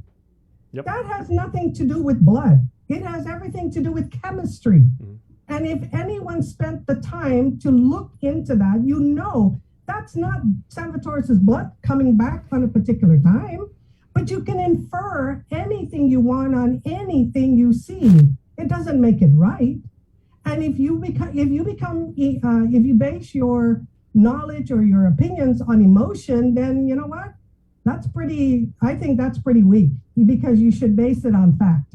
And facts change if there's new facts to add on to it. So with the work that we're doing, I make a real effort to collect as much information as possible, interview people, and then combine the archival information with the interview to present. But again, it's not me, it's not my perspective. It's perspective that I've collected, and then I present it. And then I allow the public to make that determination. if the information that they're receiving is acceptable, believable, or crap. And they're really the ones that lead me in my work. Well, where can people find your work? And more importantly, when is the second volume, I guess, or second installment of your fishing video coming out? Because everybody's been asking about that. Okay, there are 8 partitions. Chris asked me how long did it take. I mean, it was about a 10, 11-year video process. Nothing in this work is quick. Yeah. I cannot go out, interview you in 15 minutes and then call that a documentary. That's not. A documentary is a collective work of different people involved in a specific topic. So we take that and then we cut that up and we determine how many angles or how many topics can come out of those interviews, and we've determined 8. So the second partition is now in edit. We are editing it now, and hopefully we'll release it in 2022. All right, and you're going to be able to see that on KUAM all the time. Absolutely. Did you get into the honorary doctorate? No, that's what I was waiting for. Just to say congratulations, because I have to say this, that when I first got to Guam, it was in '96, and I remember after being here, I would hear this woman on the radio, and I just thought you were just amazing, and aspired to be like you. And, I just got to say, congratulations. This is so well deserved and a long time coming from someone who's listened to you and followed you. Thank you very much for that, Sabrina. I mean, I'm humbled when my colleagues, and I consider you guys media colleagues, when my colleagues say things like that, because it's a very competitive nature. We rub up against each other, and that's how we sharpen each other. Okay. And part of my success is that I never felt that I was someone's mentor or that people were looking up to me. What drives me is to do a good job, the best job that I can when I'm doing it. And I always felt that was a threat to everyone else, but I never focused on that either. And honestly, we never even sat and talked about it, right? Because I have equal admiration for everyone else who does this work, because it's not easy.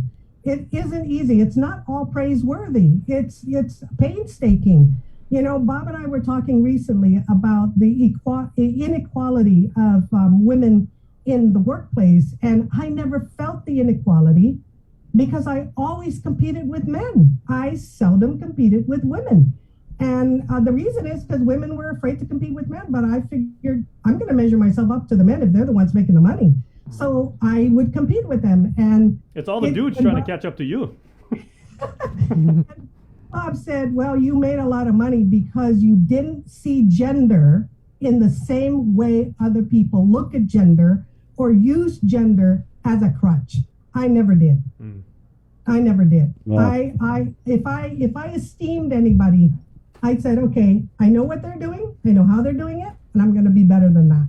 And I worked at it. And it wasn't anything personal. It was an estimation of how I can contribute and what I can do to improve myself. So I'm always about new and improved, Arlene. I'm always trying to sharpen my skills. I'm always looking for opportunity to do that. And I don't measure myself with anybody else, but I measure myself with the reception of the work that I do.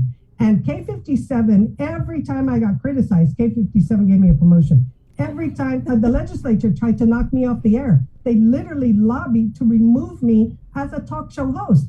And you know what resulted in that? Management said, give her another hour, and they kicked John off at 9 o'clock and gave me from 9 to 11. Well, as someone who's been in the business as long as we all have and everything, I'm sure you would agree that unfortunately time is something we cannot control, and we're just about at the top of the hour. God, because she said something about gender. I feel like we could do another hour on gender as a crutch. I'm available to you guys anytime. Thank you. And with regard to the doctorate, let me close real quick by saying Dr. Perry Pangilinan called me up and said, will you give me the honor of nominating you for an honorary doctorate? I've watched everything you produce, and it is stellar. And I said, are you serious? Well, thank you very much, Dr. Perry Pangilinan. I really appreciate it. Thank you, guys. Have a good day, and thank you for the honor. Yes, Steph. Right on. Take care. Great stuff. It's 10 o'clock. We're KUAM FM. Agani Guam on the Breeze, 93.9. This has been The Link, Pacific Points, Calvo Enterprises, ITNE, and Jack in the Box. Good morning. Let's go ahead and do Cover Me, which is brought to you by Burger King, reminding you that Whopper Wednesday is back for the holidays. Christmas, somebody a Whopper. You go to Burger King, you get a Whopper, and you say, I love, love, love the Whopper. Just like that. You have to say it just like that. And they're going to give you another Whopper. You can get creative with it. Yeah, you could. You could be like, I love, love, love, love the Whopper. Yeah. I actually almost went to Burger King yesterday because in my mind, I thought it was Monday. And I drove by and I was like, let me grab Jay a Whopper, but it was Sunday. So go today, guys. All right? Or go Wednesday. I don't even know what day it is anymore. It's Monday. It's today. December? All I'm hearing is I was going to December. grab Jason a Whopper, and now I'm not. And I was like, okay. Yeah. I got a Whopper you can grab, bro. Hey, it's 10 o'clock for Joe Sir. Good job today, Joe Sir. Thank you, boss. Good job, Bree. Good job. One day closer to Camelin Day, guys. That's it. That's what we're striving for here. It's 10 o'clock. This has been another episode of The Link. And Cover Me is brought to you by Burger King and Docomo Pacific. Little Christmas spirit here with Fluff. Link fam, we out. Está? Adios!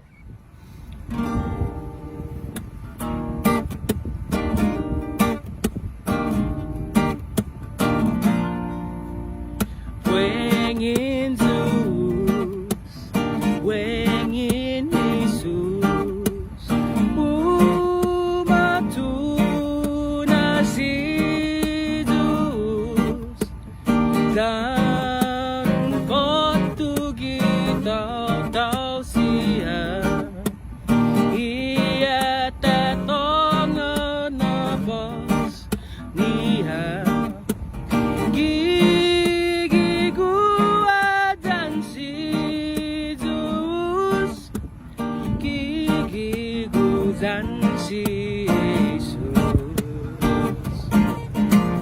Silent night, holy night, all is calm, all is bright, round young virgin mother and child, holy infant so tender and mild, sleep in heavenly peace, sleep in heavenly peace. Wengin Zeus, wengin Jesus, umatu na si Zeus, darun kotugi tau siya, iya tatong apos niya, gigiguadzan si Zeus, gigigudzan si Jesus, gigiguadzan si Jesus, gigigudzan si Jesus. Happy holidays.